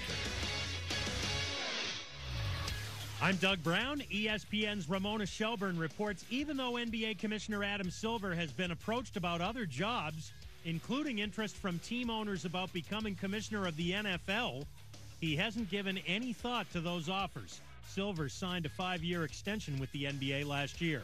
Warriors coach Steve Kerr got tossed out of last night's game against the Trailblazers. Kerr reacted angrily after a foul called on Draymond Green was upgraded to a flagrant foul. That was head-scratching. That could be called a flagrant foul. I mean, the guy's going to go in for a dunk. You got to make sure he doesn't dunk it. Kerr was animated in his reaction to the call, slamming a clipboard to the floor. Indians pitcher Trevor Bauer says the last 10 minutes of his arbitration hearing was a character assassination. Bauer beat the Indians in arbitration for the second year in a row, getting $13 million for this year instead of the team's offer at $11 million. Bauer says the process does not sour his feelings about the team. MLS Commissioner Don Garber gets a 5-year contract extension that runs through the 2023 season. With the Vivid Seats app, it's easy to find awesome seats to any game. Go to the App Store or Google Play and download the app and enter promo code CHAMPS at checkout to get 10% off your first order. Don't buy just any seat. Get a Vivid seat. You watch Action Sports Jax on CBS 47 and Fox 30. Now Action Sports Jax is on your radio. Broadcasting live from the ESPN 690 Anajar and Levine studios. Here's your host, Brent Martineau.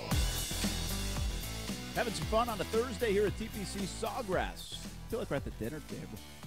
Like I said, I feel like we're in The Godfather right now. and I'm sitting at the head of the table, too, which is pretty badass.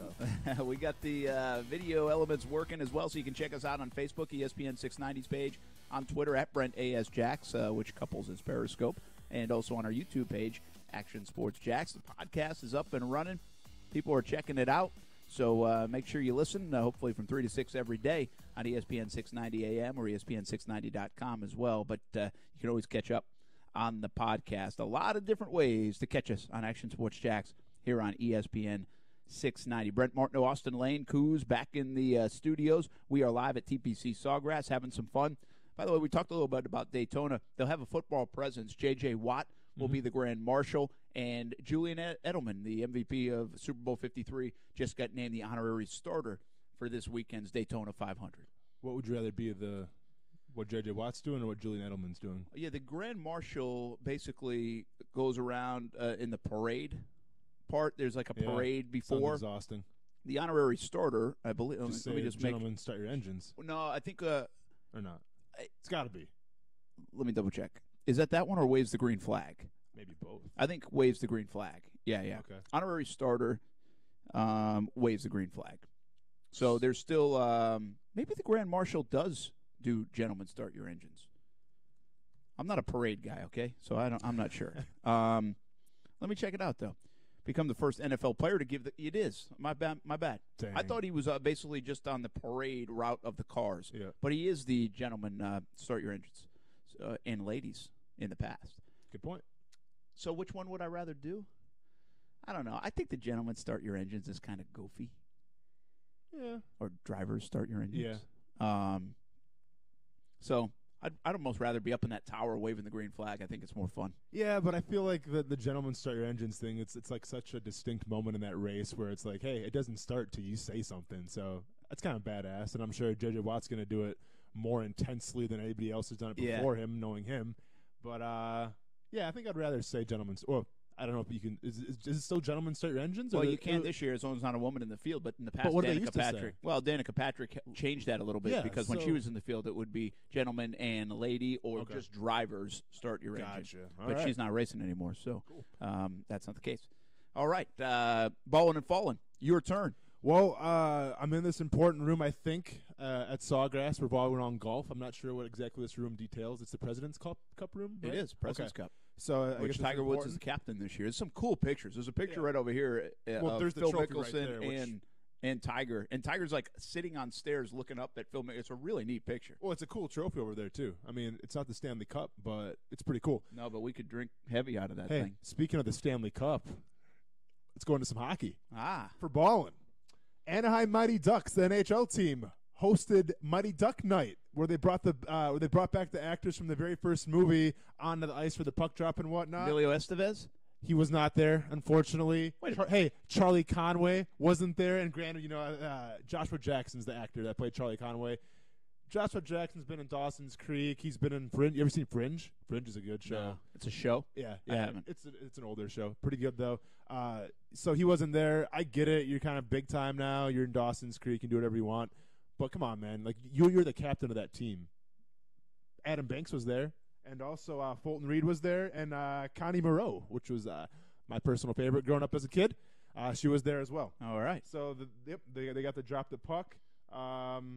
Question I want to ask you quick. Have you seen Mighty Ducks? Yeah, I have. What's better, 1 or 2? Now you're asking me if I've seen 2. I know I've seen 1. So okay, so maybe not. 1s are usually better than 2. See, and that's what they always say. But in my opinion, Terminator 2 is better than Terminator 1, and D2 was better than D1. Kuz, thoughts? No thoughts from Kuz. Kuz is gone. Leave me out to dry.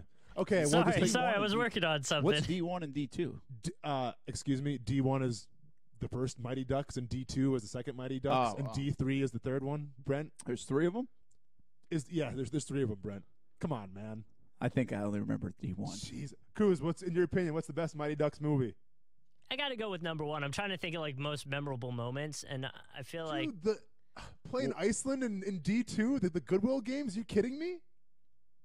I did like that too, but I mean, you can't beat the original, man. Yeah, he thinks you're gonna block him. Whatever, man. Yeah, all right. Well, it's fine. I mean, D2 had the knuckle puck. It had Iceland. They played Trinidad and Tobago the first game of the Goodwill games. Trinidad and Tobago had a team. I mean, how crazy is that, Brent? That should be a Disney movie right there. The fact that Trinidad and Tobago had a hockey team. That should be. It probably is. Okay. Sorry, I'm getting a little intense about Mighty Ducks here, but Brent, go ahead and lead us off with Fallen then. Well, Fallen is, since we're at a golf course, have you seen the story about Matt Kuchar? Who's got Jacksonville ties, of course, in Ponte Vedra Beach, and now lives up St. Simon's Island. And he's a good dude. He's won this event before, too. Smiling, happy Matt Kuchar all the time. It's a really strange story. He won back in December and at an event down in Mexico and had a local caddy. He didn't have his normal caddy, so had a local caddy. And there's been this dispute now that he gave $5,000 to the caddy. He won the event. Kuchar did. Okay. And he gave the caddy $5,000. And the caddy didn't feel like that was enough money. And $5,000 wasn't enough money? Well, because he won. Usually, from what I've read on the story, it's a different world. But from what I've read on the story, it's usually about $3,000 if you pick up like a local club caddy for the week and not your normal caddy. And so because he won, I think then Kuchar said, hey, here's a couple extra $1,000, $5,000. But he won like $1.2 million. And if you win on tour, I think it's a 10% caddy cut. Normally, for your normal caddy, they get it's all the numbers are different depending on how you do, and so 10% would have been what, like $130,000. I think it was like $1.29 million he won. Yeah. So the caddy's like, wait, I mean, really, $5,000? I mean, so thanks, but so he feels like he stiffed him. And then part of the story is that's been back and forth and played out in the media, and according to these reports, is that then he was offered $15,000 more, the caddy, and the caddy basically said, keep your money. Because he didn't feel like even that. He wanted basically, he was trying to get to like $50,000. He thought $50,000 would have been right. And now Matt Kuchar has since come out, and I think this came out today, or maybe it was yesterday, and said, I think it was fair what I gave him at $5,000. So it's a real messy story. Man. It's really one of those deals where it's tough. It's really tough for an athlete, I think, that makes a lot of money. When you're talking about a guy just trying to make a living as a caddy down in Mexico at this club course, and not making thousands and millions of dollars. And you see, okay, wait a minute, he gave him $5,000 out of $1.3 million. I mean, that doesn't seem like a lot. So it's a tough spot to be in right now. I think it's, again, the perception is going to be, man, Matt Kuchar's a bad guy, didn't give this guy enough money. But at the same time, I feel like Kuchar almost felt held hostage a bit in this situation when the guy went public and started throwing his name around and said, well, and when they went to the $15,000, the guy could have made $20,000 altogether, and that wasn't enough. So I don't know what's right or wrong. I really don't. We don't live in that world. The caddy world would probably know more. My guess is Kuchar's in the wrong a little bit. I think the easiest thing for Kuchar would have done, and I'm not just suggesting anybody just give somebody money just because, but I think Kuchar probably should send that guy the $20,000 anyway if that's what he settled on. If that's what because what could have happened easily, I look at it this way. This is a weird world to live in. But $1.3 million, to be honest with you, for Matt Kuchar, while it's a lot of money, he's made a ton of money. I don't know if pocket change, but he's made a ton of money in his career. Yeah. So what he's thinking in his own mind is this probably. Well, listen, normally we would give these guys $3,000. I'm going to give them $2,000 more on top of what he normally makes. And that's a nice gesture. Even though he's not really doing the math. I mean, he's winning. He's raising a trophy. He's taking pictures. It was the first time he'd won in like 4 years. I'm sure he's not all his own thought is just, hey, let's take care of the caddy. And so then I think when he thought about it more, when it got raised into question by the caddy with Kuchar's agent, I think he said, okay, well, you're probably right. Let's get him $20,000. That makes a little bit more sense. Well, now that created this back and forth where the caddy's like, no, I don't want your money now, because he really wanted $50,000. And then it becomes each side feels like they're being held for ransom a little bit, and the pride takes over instead. But isn't the whole point of a caddy is to help the golfer out? So I'm sure he gave him some kind of tips and stuff, right? Of like, hey, you're this far out, maybe you want to use this. Watch out for the. Well, that's what the caddy does. But again, this is a local caddy, so it's not like he doesn't know Matt Kuchar much. I'm sure Kuchar, again, he might have helped out. You have no idea how much he helped. That's not the point. It's how hard much to say. He helped. No, I hear you. And so, either way, I think Matt Kuchar looks bad in this situation. Yep. And for that purpose, I have him fallen. Fair enough. Fallen, keep it in the NBA category a little bit. Heritage Nights. The New York Knicks were expected to host a Latvian Heritage Night on February 24th. One problem, their big Latvian star Kristaps Porzingis was traded to Dallas Mavericks. Therefore, they are canceling Latvian Heritage Night February 24th. I guess bad timing, you would say. Are they right or wrong canceling? I mean, it's not going to help anything, is it? Like, if you have Latvian Heritage Night with no Latvian players, I mean, fans are going to show up and probably boo you because, Porzingis got traded. So, well, it would be awesome if they kept the Latvian night and signed like a guy to a 10-day contract. I was just going to say, go ahead, Goose. There's a guy on the opposing team, if I'm not mistaken. I think it's against the Spurs, who is Latvian. His name's it's David Buertes or something like that. Well, yeah, then it doesn't look good, though, if you're going to cheer for the opponent. You can't have a heritage night for an opposing player. But, I mean, I just feel bad for like the Latvian people, obviously, because I'm sure they're looking forward to that. Well, the Knicks are a their mess, culture. so They go are a figure mess. this happens. Yeah, no kidding. But I do think canceling the night is what they should do now. I don't know if they had a ticket deal on that or whatever, but hopefully if those folks were coming, they still take care of them and welcome them with open arms, but they just don't do all the festivities of the night. Well, and I'm sure there's some Porzingis bobbleheads that got thrown in the trash too and everything. So, not a good look for the Knicks. That stay in your lane is coming up. That's balling and falling. Also, Kuz has some clutch shot stats when we get back to talking Pippen, Jordan, Bryant, LeBron James. We got that coming up on ESPN 690. Action Sports Jax with Brent Martineau on ESPN 690 is brought to you by Best Bet Jacksonville and Orange Park.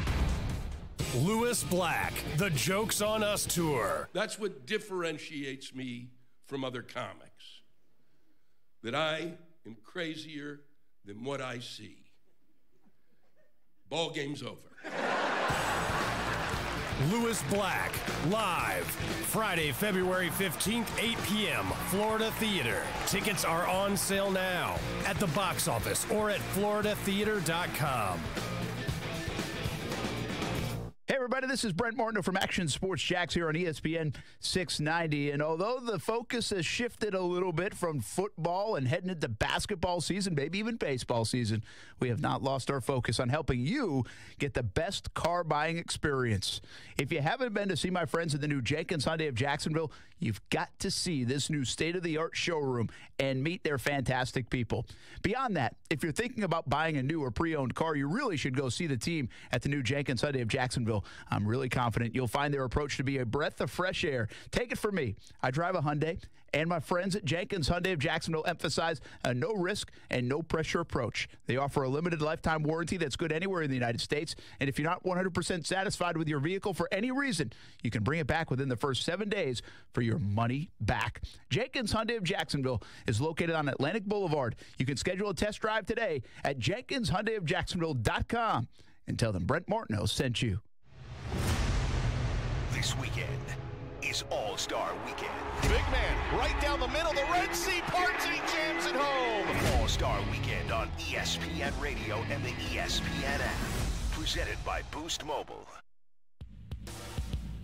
What's up, Jags Nation? It's Mike Golick Jr. from Golick and Wingo. It's Action Sports Jax with our friend Brent Martineau on ESPN 690. Hey, welcome back here to ESPN 690 Action Sports Jax. Brent Martineau, Austin Lane. We got the magic whiteboard on the road. Taking it on the road. What you got here? Kind of getting back to our previous conversation, I put D2 worse than the original GTFO. Yeah, I'm please not don't going to say what that means, but you guys can use your imaginations. Yeah, please. Hey, thank you. And by the way, I mean, it's kind of an early poll, Brent. But obviously, I had to prove my point here, and I asked the Twitter universe, what's the better movie, D2 or the original Mighty Ducks? And this is a landslide, Brent. You ready for these numbers here? Out of 14 votes so far, 86% think that D2 is by far the superior movie. Kuz, are you listening to this? Always listening. Okay, and what are your thoughts about that? That's fine. Maybe you shouldn't be commenting on movies anymore? Is that what that means? People just don't have the common opinions that I have about movies. Something like that, okay. And Brent, you're actually getting called out on Twitter right now, too. Yeah, Bold City Cap, I see. Bold City Cap. I'm astounded that he's not invited back to the radio show. I'm astounded that Brent hasn't had his kids watch all three movies, talk about questionable parenting. Hey, Cap, you're probably right. I absolutely agree with you, man. I mean, those are classics. They should be in every household. I apologize for my co-host and the producer because this is a little ridiculous. Yeah, once again. I think there's probably a lot of those movies, actually, that I've got to get the kids caught up on. Mm-hmm. Again, I'm not a movie guy. The kids are watching more movies, though, and like Kaylee's funny. On the YouTube stuff, they'll go back and look at old things, Mm-hmm. like whatever they're watching. I don't know, but just old, not like current, the newest, latest, and greatest, whatever. Yeah. But they're into the older stuff. Well, you know what's crazy now, too, is like with Disney, obviously I grew up with Disney movies and whatnot. They're all trying to make them live-action movies now. Yeah. So like Aladdin. Well, and Lion King and Aladdin are coming out this year. I'm looking forward to that. Lion King for sure. Aladdin, we'll see. I don't know. Will Smith kind of looks questionable as the genie. So is we'll that see. wid Is that why it's well, questionable? that's kind of what's throwing me off a little bit. What was better, Aladdin or Lion King, the original? Brennan, is that a serious question? Come on now. Coos, hit me with it, Coos. Try to redeem yourself. King Thank all you, Gary. day. So, in my opinion, Lion King is the best Disney movie of all time. Of all time. I won't. I'll hate say it on again. that. Of all time. But Aladdin is really good. Oh, hey, Aladdin's great. Yeah, it's a great movie. I mean, good plot. The lions good in Aladdin. Jim Carrey. What's not better? Jim Carrey. I'm sorry. What's the guy's? I said Jim Carrey. Who's the voice of Genie? Don't do this to me. Come on, he was in. It wasn't Jim Carrey? No, he passed away. Oh, yeah, Robin Williams. Yeah, thank you. Robin wow, Williams. that's embarrassing for me. Sorry. Gosh, I'm on a roll today You are with on a this roll today. pop culture stuff. Yep. The lines in both of those movies are fantastic, but I Mhm. think Aladdin actually has more good lines, like memorable, like ones that you might say and kind of. I don't know. I feel like I watched that so many times. I don't know if it was on. My mom loved Disney movies, so some of these were on all the time. Yeah. I mean, like I probably watched or heard The Little Mermaid a million times. Yeah, that one was just okay. Yeah, I'm not saying No. it was better than those. I'm just saying I've heard all of the lines. You know what one of the best movies is for me though? The Bee Movie. Oh yeah, Jerry Seinfeld. I've still never seen the movie, Okay. but we had a minivan when the kids were young. Yep. And so that came out. Yep. And the kids would watch that all the time. Yeah. And so I never saw it. Okay. But I heard every line. And Yeah. some of the lines in that movie are awesome. Dude, so my favorite part of the Bee Movie is Ray Liotta in that movie when he's in court and he's like, it's kind of like the classic gangster Ray Liotta where he's from Goodfellas and he starts just going off about his honey or whatever like that.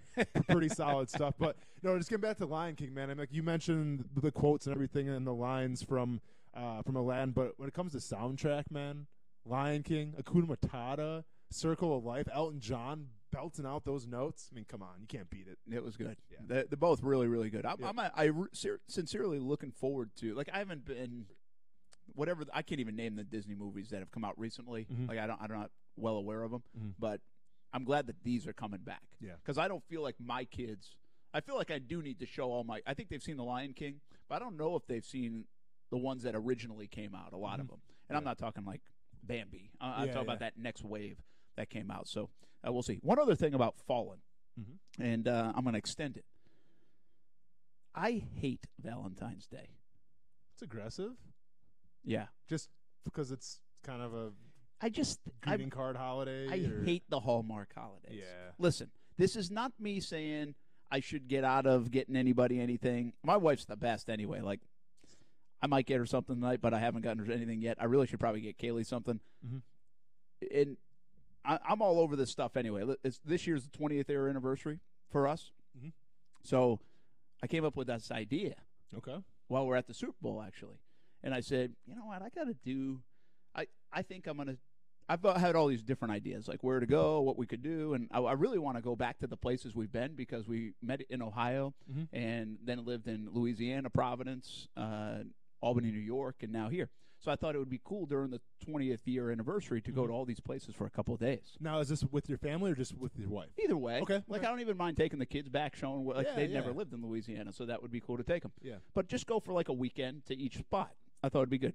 Life is way too crazy to do that. Like, I know I'm not pulling that off. Yeah. So then I thought, like, maybe London. The Jags, if they go play 2 games there this year, Well, maybe London. That backfired. So I've been thinking about this stuff. Yeah. So I come away with, and this is actually beneficial to me on a lot of fronts, our anniversary is July 31st. So I figure on the 31st of every month, maybe I'll get Steph something. So on the 31st of January from the Super Bowl, I sent her flowers. So I'm patting myself on the back right now, right? Not a bad gesture. You really are, yeah. So I wanted to give that background, and also I saved myself because February doesn't have a 31st. Good call. neither Now we're does talking. neither does April. Yeah, yeah. So so that's a little background of. Listen, I don't mind thinking of this stuff. I don't mind getting your wife and the love of your life or your significant other things. I think that's a great idea.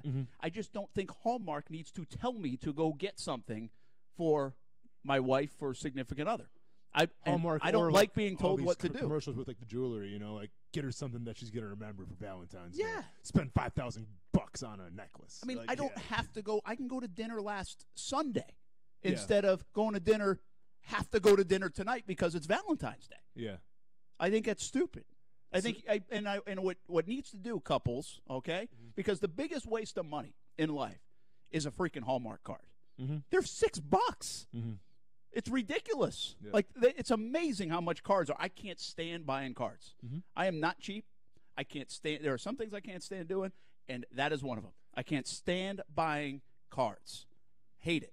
Okay. So, what you need to do, couples, is you have I'm to taking bow notes up here. and stand up against Hallmark and these stupid holidays, and just go get your significant other something last week, next week. Go out to dinner. You don't have to do it today. Okay. And thankfully, I have the best wife in the world, and she is right on board with me. Well, so thankfully, I love her. Thankfully, with my wife, we don't really exchange gifts at all on Valentine's Day. So I like her too. Yeah, she's pretty cool. So what we do is usually, and it might be a little tricky tonight. We'll see. 'Cause I have training till about 8. But we always used to go to. There's a place on Bowden Road, kind of by Southside, called Mr. Taco, and that was like our first date night in Jax was Mr. Taco because she's a taco fan. I'm a taco fan, man. So I think what we're gonna do tonight is actually go to the Mr. Taco food truck. There's 3 of them on Beach Boulevard. Very good. So we're gonna take the little man with us, obviously, and we're gonna grab on some tacos, some tortas, whatever they got. Good for you. Yeah, I man. like it. We're kind of on the same wavelength here. So my next question before we get off this topic, though, so as a kid growing up, did your mom ever get you Valentine's? Oh, I'm guarantee I'll go home today. My mom has sent us something in the mail. But I'm saying, like, as a kid, like, she sent you Valentine's. Oh, yeah. Yeah, same with me. And, like, it's funny because, like, as a kid, you're kind of embarrassed by it. You're like, Mom, what are you doing? And, like, come on, like, I don't need a Valentine. I don't need a gift from you. It's, you know, it's for my boo. It's for my boo at school, not from you. But, you know, like, having some time to reflect on it now, you know, I'm 31 years old. Like, you know what? Mom always made sure I had a Valentine on Valentine's Day. She always made sure I was included. So props to her for showing out this Valentine's Day. So if there's any moms out there, you know, and your son doesn't have a Valentine or even a daughter, maybe stop by the store, get them something quick, get them a little Valentine. It's a nice gesture that they're probably not going to appreciate right now, but as they get older, they'll definitely appreciate it. That's why I really feel like I have more of a responsibility to get Kaylee something today than I do my wife. Mm-hmm. In a weird way. No, for sure. For kind of that reason. Yeah. And I'm not sure if I can get Kaylee something either. See if I can get to the store. And hey, who knows? Maybe one day I'll have another Valentine's Day bash at the Mellow Mushroom where all the single people showed up to hang out with me for some free pizza and some free beer. So never know. My buddy Rich texted me. He says he agrees with me on the Valentine's Day front. He said, "Go to the dollar store, 2 for $1, and then you have a Valentine's Day card for the next 2 years." Now we're talking. That's a good way to go. Hey, that's my stay in your lane. All right, stay in your lane, Hallmark. Your stay in the lane. And some hot takes coming up next on ESPN 690.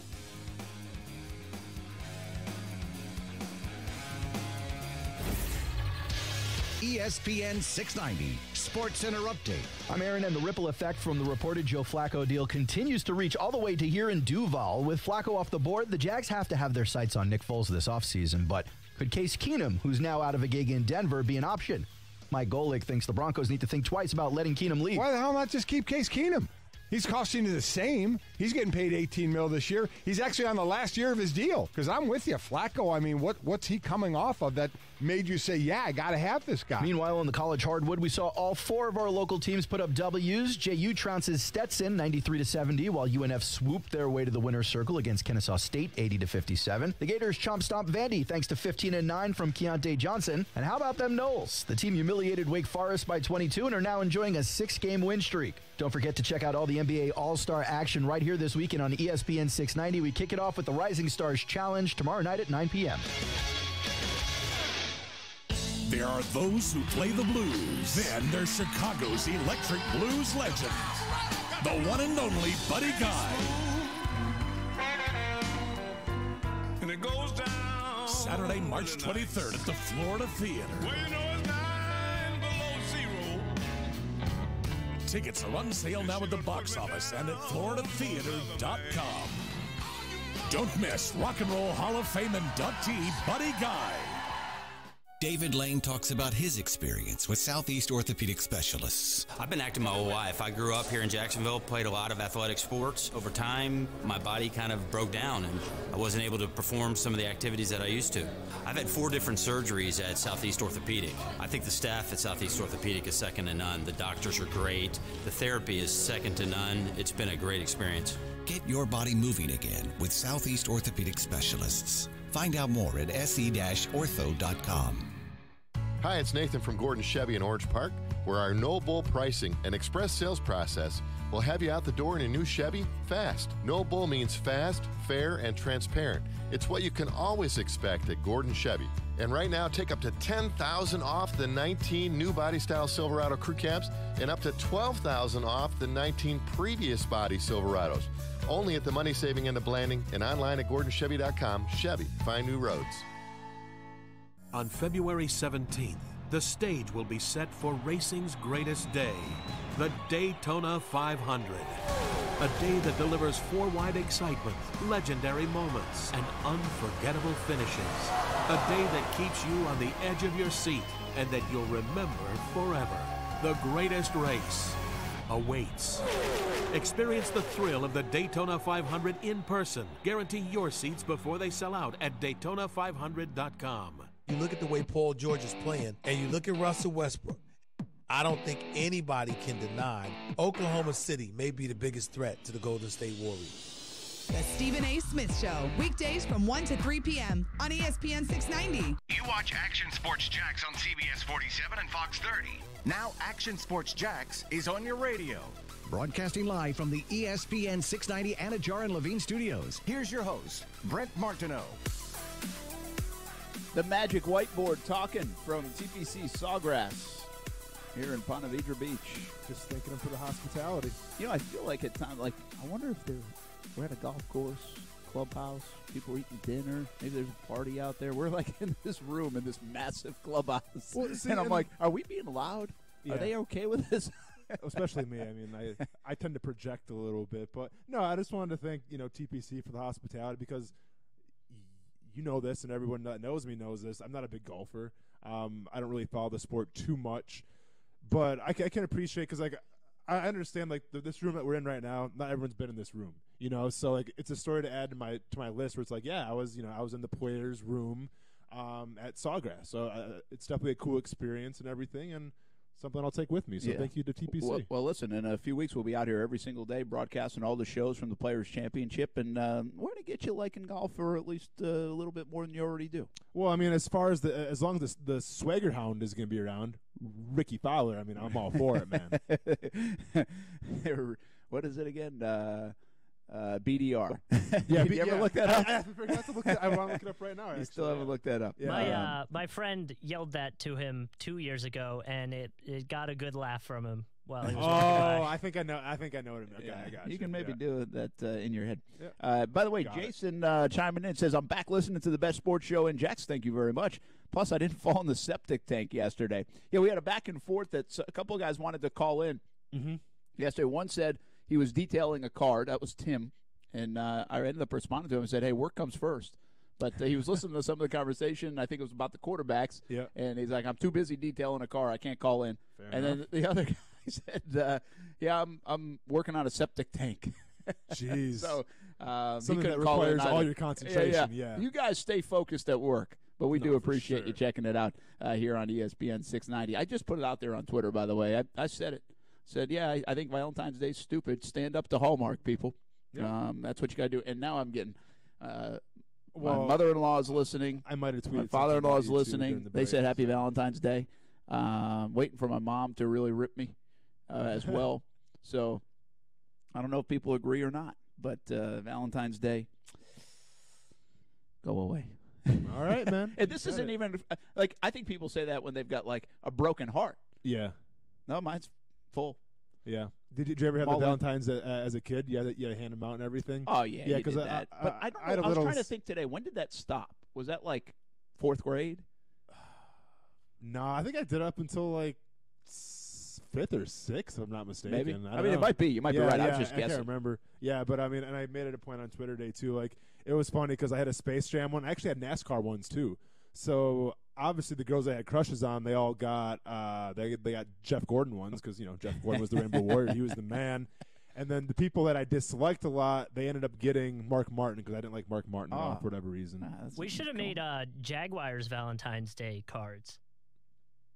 I feel like I think the team did that a little bit on social media. You just did a little like Wisconsin, Minnesota accent on the Jaguars. You just went Jaguars. Jaguars. I said that and I was like, oh man, that was the wrong accent for sure.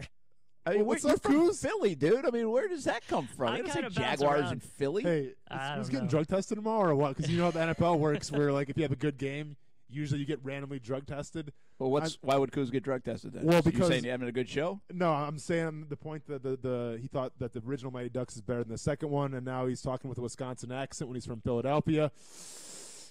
You might get an envelope tomorrow, Coos. Better be ready for it, man. I didn't even get one to start working here, so that'll be my first. Well, hey, Coos. First time for everything. Coos, are we still on? Oh yeah, you're still on. Okay, because this what makes me nervous sometimes is green light is blinking at me on this machine, and then I get a little like static at times. So I'm like, I have no idea if we're even on still, but we're gonna keep talking like we're on. So I guess if we're good, we're good. You're good. Awesome. All right, hey, we got to get to stay in your lane. Let's stay in your lane. It's a little bit. 5:33 here on a Thursday. Everybody, stay in your lane. You know what? Austin's up. And we didn't even do the. We should stay in our lane because we didn't do the happy hour horn. Oh, Coos. It's past happy hour too. That's all right. We'll just make up for it tomorrow, okay? Nah, Coos, give it to me, man. I need the happy hour horn in my life. Thank you, man. Hey, we didn't make a rule that it has to be at 4 o'clock. I mean, but that's usually when happy hour will get going. But here at TPC Sawgrass, it's still going on right now, so I'm okay with this. I have something to shout quick if you don't mind. Coos, can you please play that horn one more time? You're throwing me for a loop and here. Coos on the horn. Re-cue. One more time. Toma un trago. Inclina tu estadia tienda. What the heck did that mean? Grab a drink, get a shot, tip your star tenders. Come on, man. In what Spanish. language? That was in Spanish? Step your game up a little bit, Brent. My headphones went out for a second. I couldn't fully comprehend. Well, I was trying to make it like the soccer announcers do. So now, if we don't get somebody coming I'm in here after you just thrown did out that, security's about to look at. There's someone outside right now. Yeah, I bet. Yeah, well, whatever, man. You woke everybody up. Well, it was the happy hour horn. What are you gonna do? So hey, just a heads up, okay? As we get used to this, when we are on Thursday and Friday here at the Players, you probably can't do that if we're around the golf. We'll see. We might get kicked out. We'll go ahead and put it to the test. This is going to be fun. We'll put it to the test. All right. Stay in your lane. Stay in your lane. I will not stay in my lane when I'm at Sawgrass. I will do whatever I want. But stay in your lane. Cruise control. Shout out to New Balance sneakers for doing the most New Balance thing of all time and signing Kawhi Leonard to a contract and then debuting his All-Star game. I mean, when you think of New Balance, you think of hardworking, humble, quiet, just a blue-collar kind of guy. And, hey, that's what Kawhi Leonard is. I feel like if Tim Duncan was still around, he would be number one, Mr. Fundamental for New Balance, but he's retired, obviously. So shout out to Kawhi Leonard and New Balance. I will definitely be peeping up the sneakers during the All-Star game. All right. And that's cruise control. Yeah, and I hope it's not like their football cleats because their football cleats were around for a while and they were. Who's in? Yeah, you guys. How do you tell if good cleats or not? Like, what's the difference between a good and a bad cleat? Like, I never was picky with my shoes. Okay, well, I'll tell you a few stories because we have some time. Quick, number one, Under Armour. So when I came out of high school, you didn't like them. I hated Under Armour, yeah, and I came out of high school. When I came out of college, getting ready to go to the pros, Under Armour liked me for like a shoe contract. Because, I was unique. I had the dreads and everything. I had a personality. So they're thinking about signing me to like a big deal or whatever. Like, what's a big deal, by the way? What do you think? 20 G's and all the gear you want, probably. Yeah, because you probably get a stipend, right? Free stuff. Like, yep. Hey, Brent, what size you wear? Large? Okay, yeah, we'll get that. So Under Armour was going to sign me, and after playing in the Senior Bowl, there was no way I was going to wear Under Armour cleats because, when I played in the Senior Bowl, it wasn't sponsored by Reese's. It was sponsored by Under Armour. Yeah, so we had to, quote unquote, wear Under Armour gear. Well, this obviously created a rift because a lot of the players in college were sponsored by Nike, as I was. So I wore Nike cleats. And actually, like the account executive Under Armour came in right before the game. He's like, "Why aren't you guys wearing your Under Armour cleats?" And I forgot who said it, but it's just like, "Dude, your cleats suck. Like we're wearing Nikes, So like there was kind of a rift there. That's probably why they actually stopped sponsoring the game fully. I have no idea. But I guess the guys wear Under Armour now. Or? Yeah. So they have gotten better over time. Yeah. But I was always a Nike guy. Okay. But New Balance too was a sponsor for a school in our conference, Eastern Illinois. If you remember Eastern Illinois, Jimmy Garoppolo and Tony Romo, two guys that came out of Eastern Illinois, and they were sponsored by New Balance, which was just kind of a crazy sight. New Balance doesn't seem like a football, even Hell a basketball no. sponsorship. No, That's why it's like tennis. No, it's right. It's exactly. I feel like New Balance is like running and tennis. So yeah, they're sponsored by. They sponsored EIU and everything. So props to them, I guess. Some of the most swaggerless shoes you're ever going to see, though, when it comes to cleats. But we'll see what happens with Kawhi Leonard here. Anyways, I should probably stay in my lane here and get back to the segment. Pump your brakes. That's all right. You're just hammering every sponsor that we potentially know, could get. right? That's kind of your job. Well, don't worry. This is not a sponsor here. Steven Adams was listed by Sports Illustrated as the strongest man in the NBA, supposedly. Really? Yeah. I don't know what that really means because you can't be the strongest man in the NBA and not average at least 10 rebounds a game. So, Steven Adams, I love you, man. You have that cool accent. You got some pretty cool fashion, tattoos. Seems like you got a pretty cool personality. I'd have a beer with you. But you can't call yourself the strongest man if you're not getting 10 rebounds a game. Who is the strongest man in the NBA, Coos? Dwight Howard? Well, he's not playing, though, but... I mean, I guess you probably have to pick around, like, the just overall big guys, like Drummond. It's got to be a center. I wonder if Coos sounds like to everybody driving or listening or wherever you're listening on all the different platforms if he's in, like, Antarctica. Because it sounds like he is with us. You know what? Actually, is Marcin Gortat still playing in the NBA? Gortat's still there, yeah. He's in, he was on the Clippers. Polish, right? The Polish hammer, they call him? Yeah. I'm taking him all day. See, have you know what I'm talking about? The guy with the mohawk? Yeah. See, I almost want to disagree with you and say it might be Steven Adams. Why do you say that, though? Do you have any facts to... Well, I mean, he's a massive dude. He is a center. So is Gortat. Yeah, Gortat's getting older, though. Like, Steven Adams is still only 25. They call him the Polish hammer, Kuz. What more do you want? He's fighting for time now. Steven Adams is a starter, and I know he's not grabbing 10 boards. I mean, what is he at? Almost 10, 9.6. But it's not 10. He's like we talked about, he's pushing people out of the way for Westbrook to grab these rebounds as well. So that's got to take some strength as well, especially when it's other centers who are just as big. Kudos. Go ahead. Do you have some clutch stats? You still have those handy? Yeah, I do. I have them up right here. We were talking earlier in the show, if you're just catching up, that Scottie Pippen came out and said that LeBron just doesn't have the clutch gene.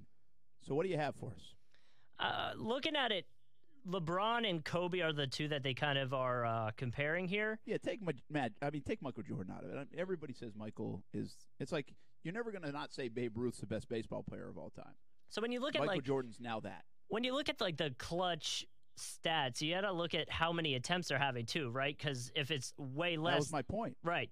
Well, you look at it, LeBron and Kobe since this, they're looking at the final 24 seconds since 2006. Okay. Kobe's taken 63 shots in that era. LeBron took 61.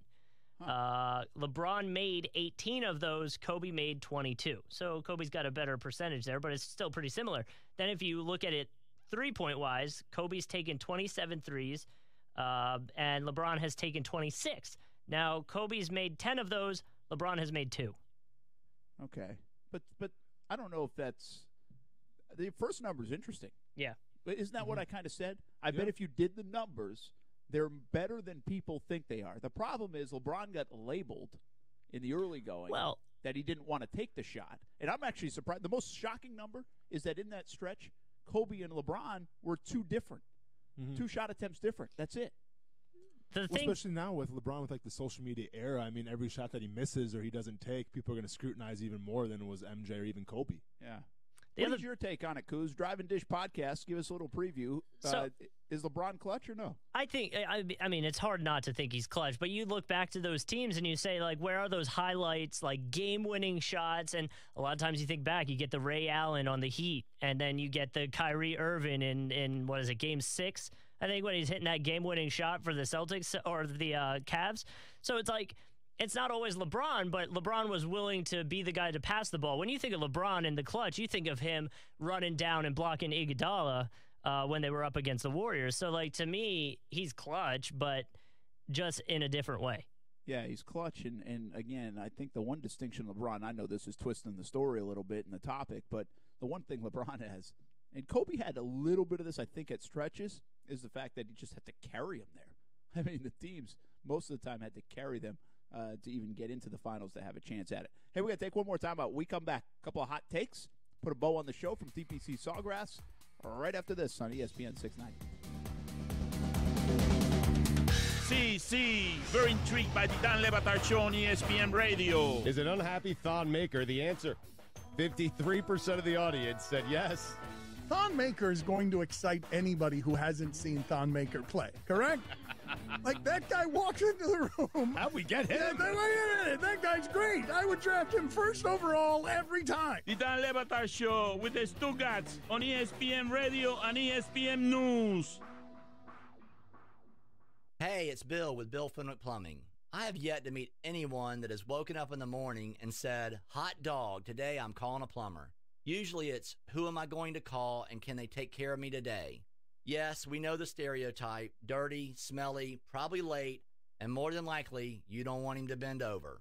If you need a plumber, call Bill Fenwick. See what our Golden Plunger service is all about. Call us or go to BillFenwickPlumbing.com.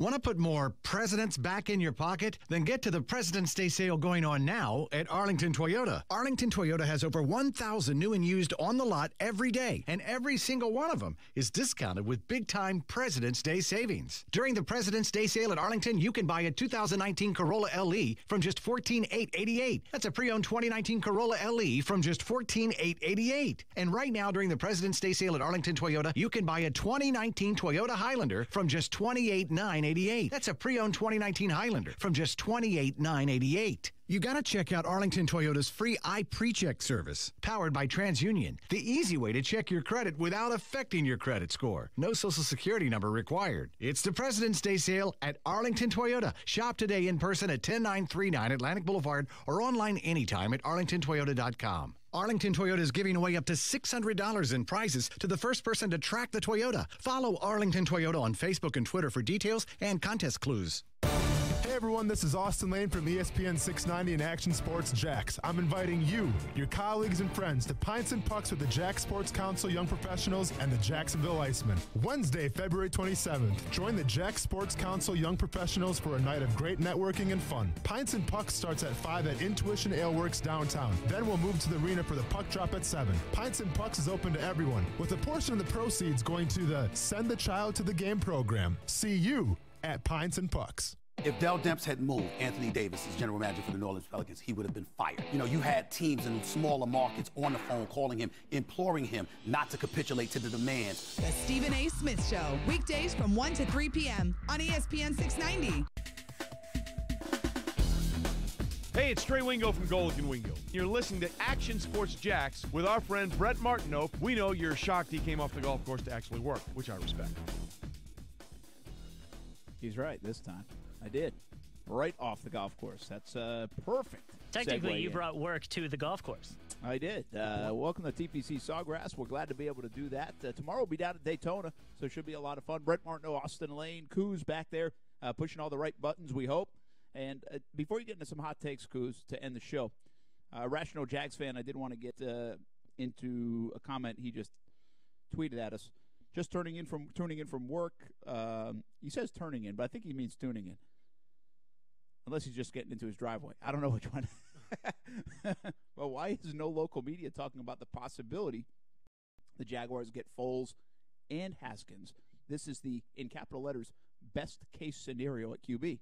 Fix both short and long-term problems. It's not the best case scenario for the team, though. Why? Because you bring in Foles, and all of a sudden you're saying, well, if we bring in Foles, we got to stay committed into at least 3 years.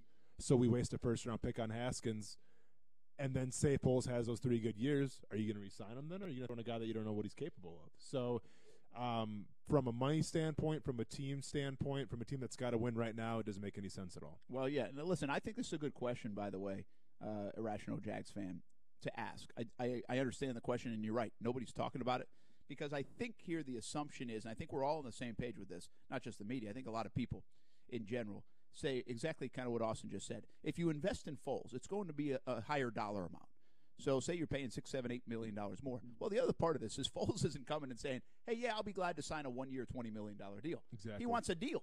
I mean, he's coming off a Super Bowl, just went on another playoff run. He wants money. He wants a big deal. Now, how big are you willing to pay and all those things? But assuming that he comes to Jacksonville or any place for that matter, he's probably going to get somewhere between a 3 and 5 year deal, in my opinion. Mm-hmm.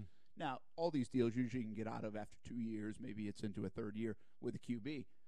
But if you do and you're committed for a solid 2 years to Nick Foles, well, you then are not taking Dwayne Haskins and saying, well, now sit, young man, for the next 2 years. Because we all know what happens with young QBs is you need to force them into action sooner than most of the time you want them to be. So, unless your name's Jimmy Garoppolo.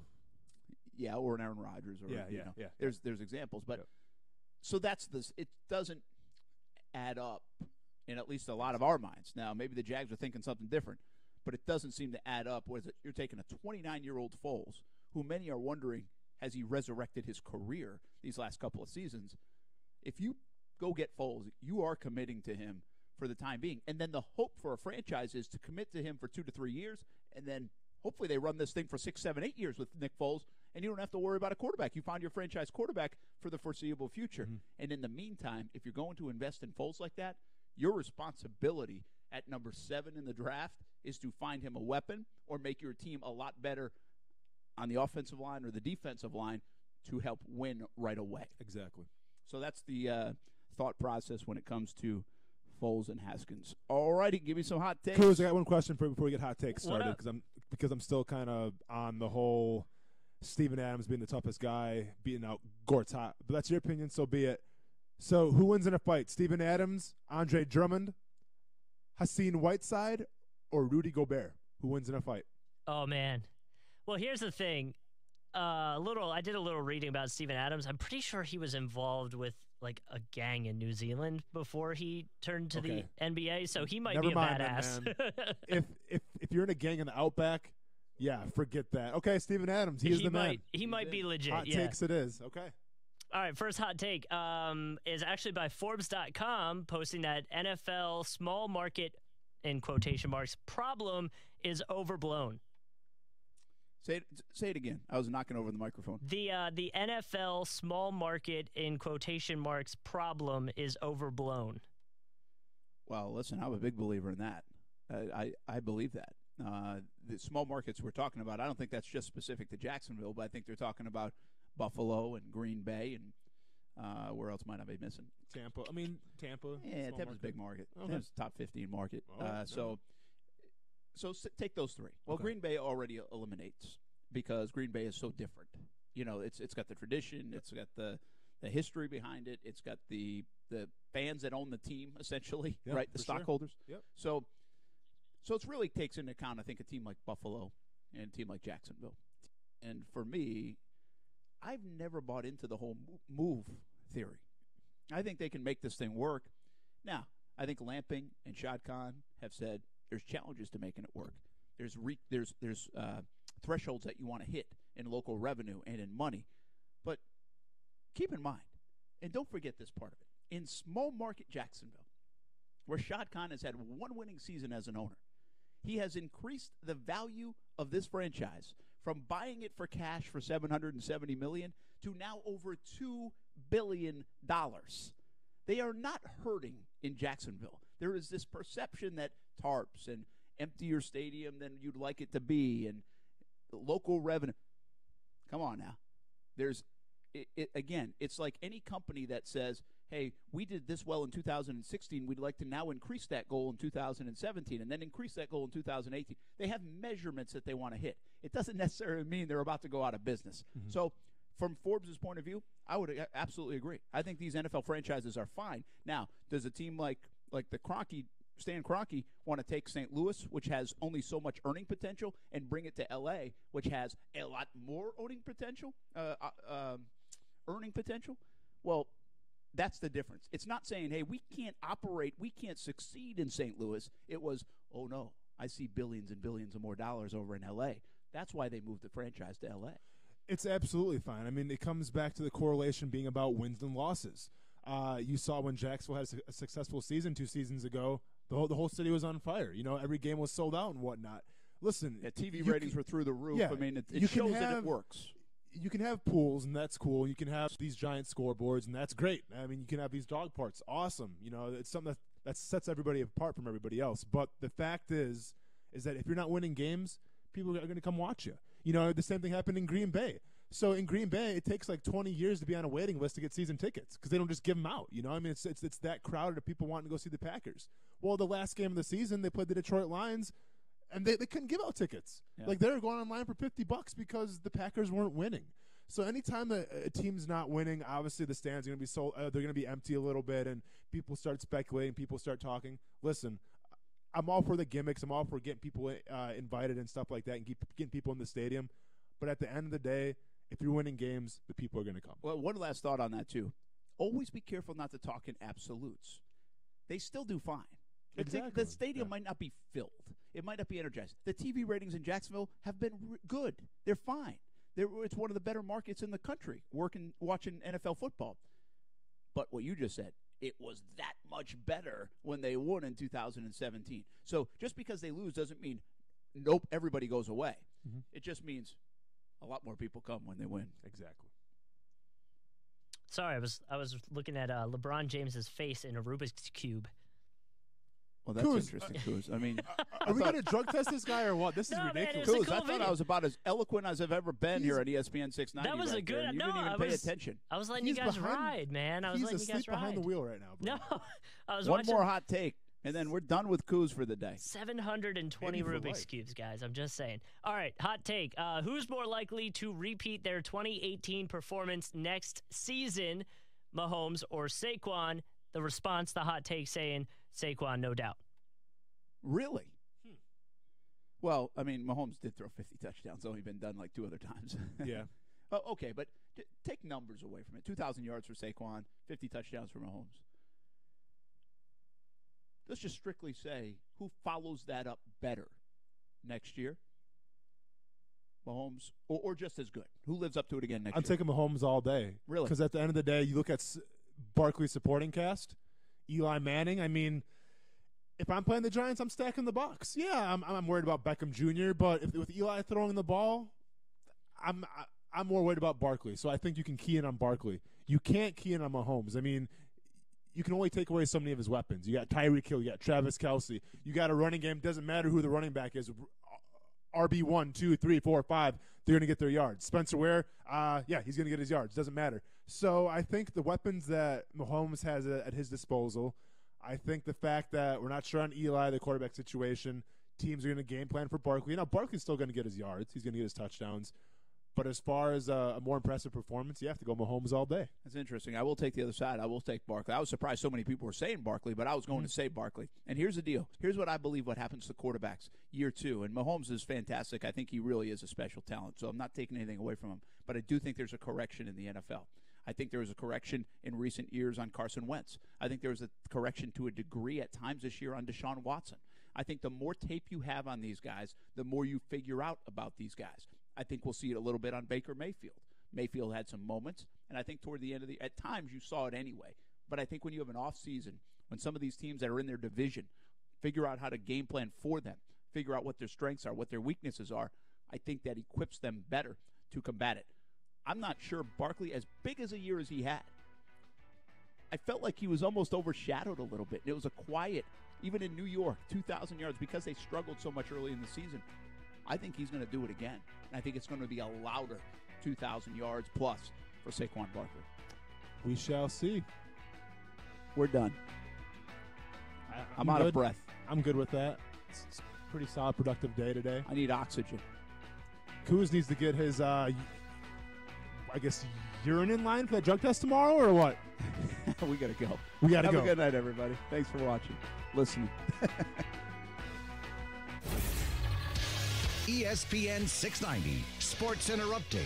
I'm Aaron, and the ripple effect from the reported Joe Flacco deal continues to reach all the way to here in Duval. With Flacco off the board, the Jags have to have their sights on Nick Foles this offseason. But could Case Keenum, who's now out of a gig in Denver,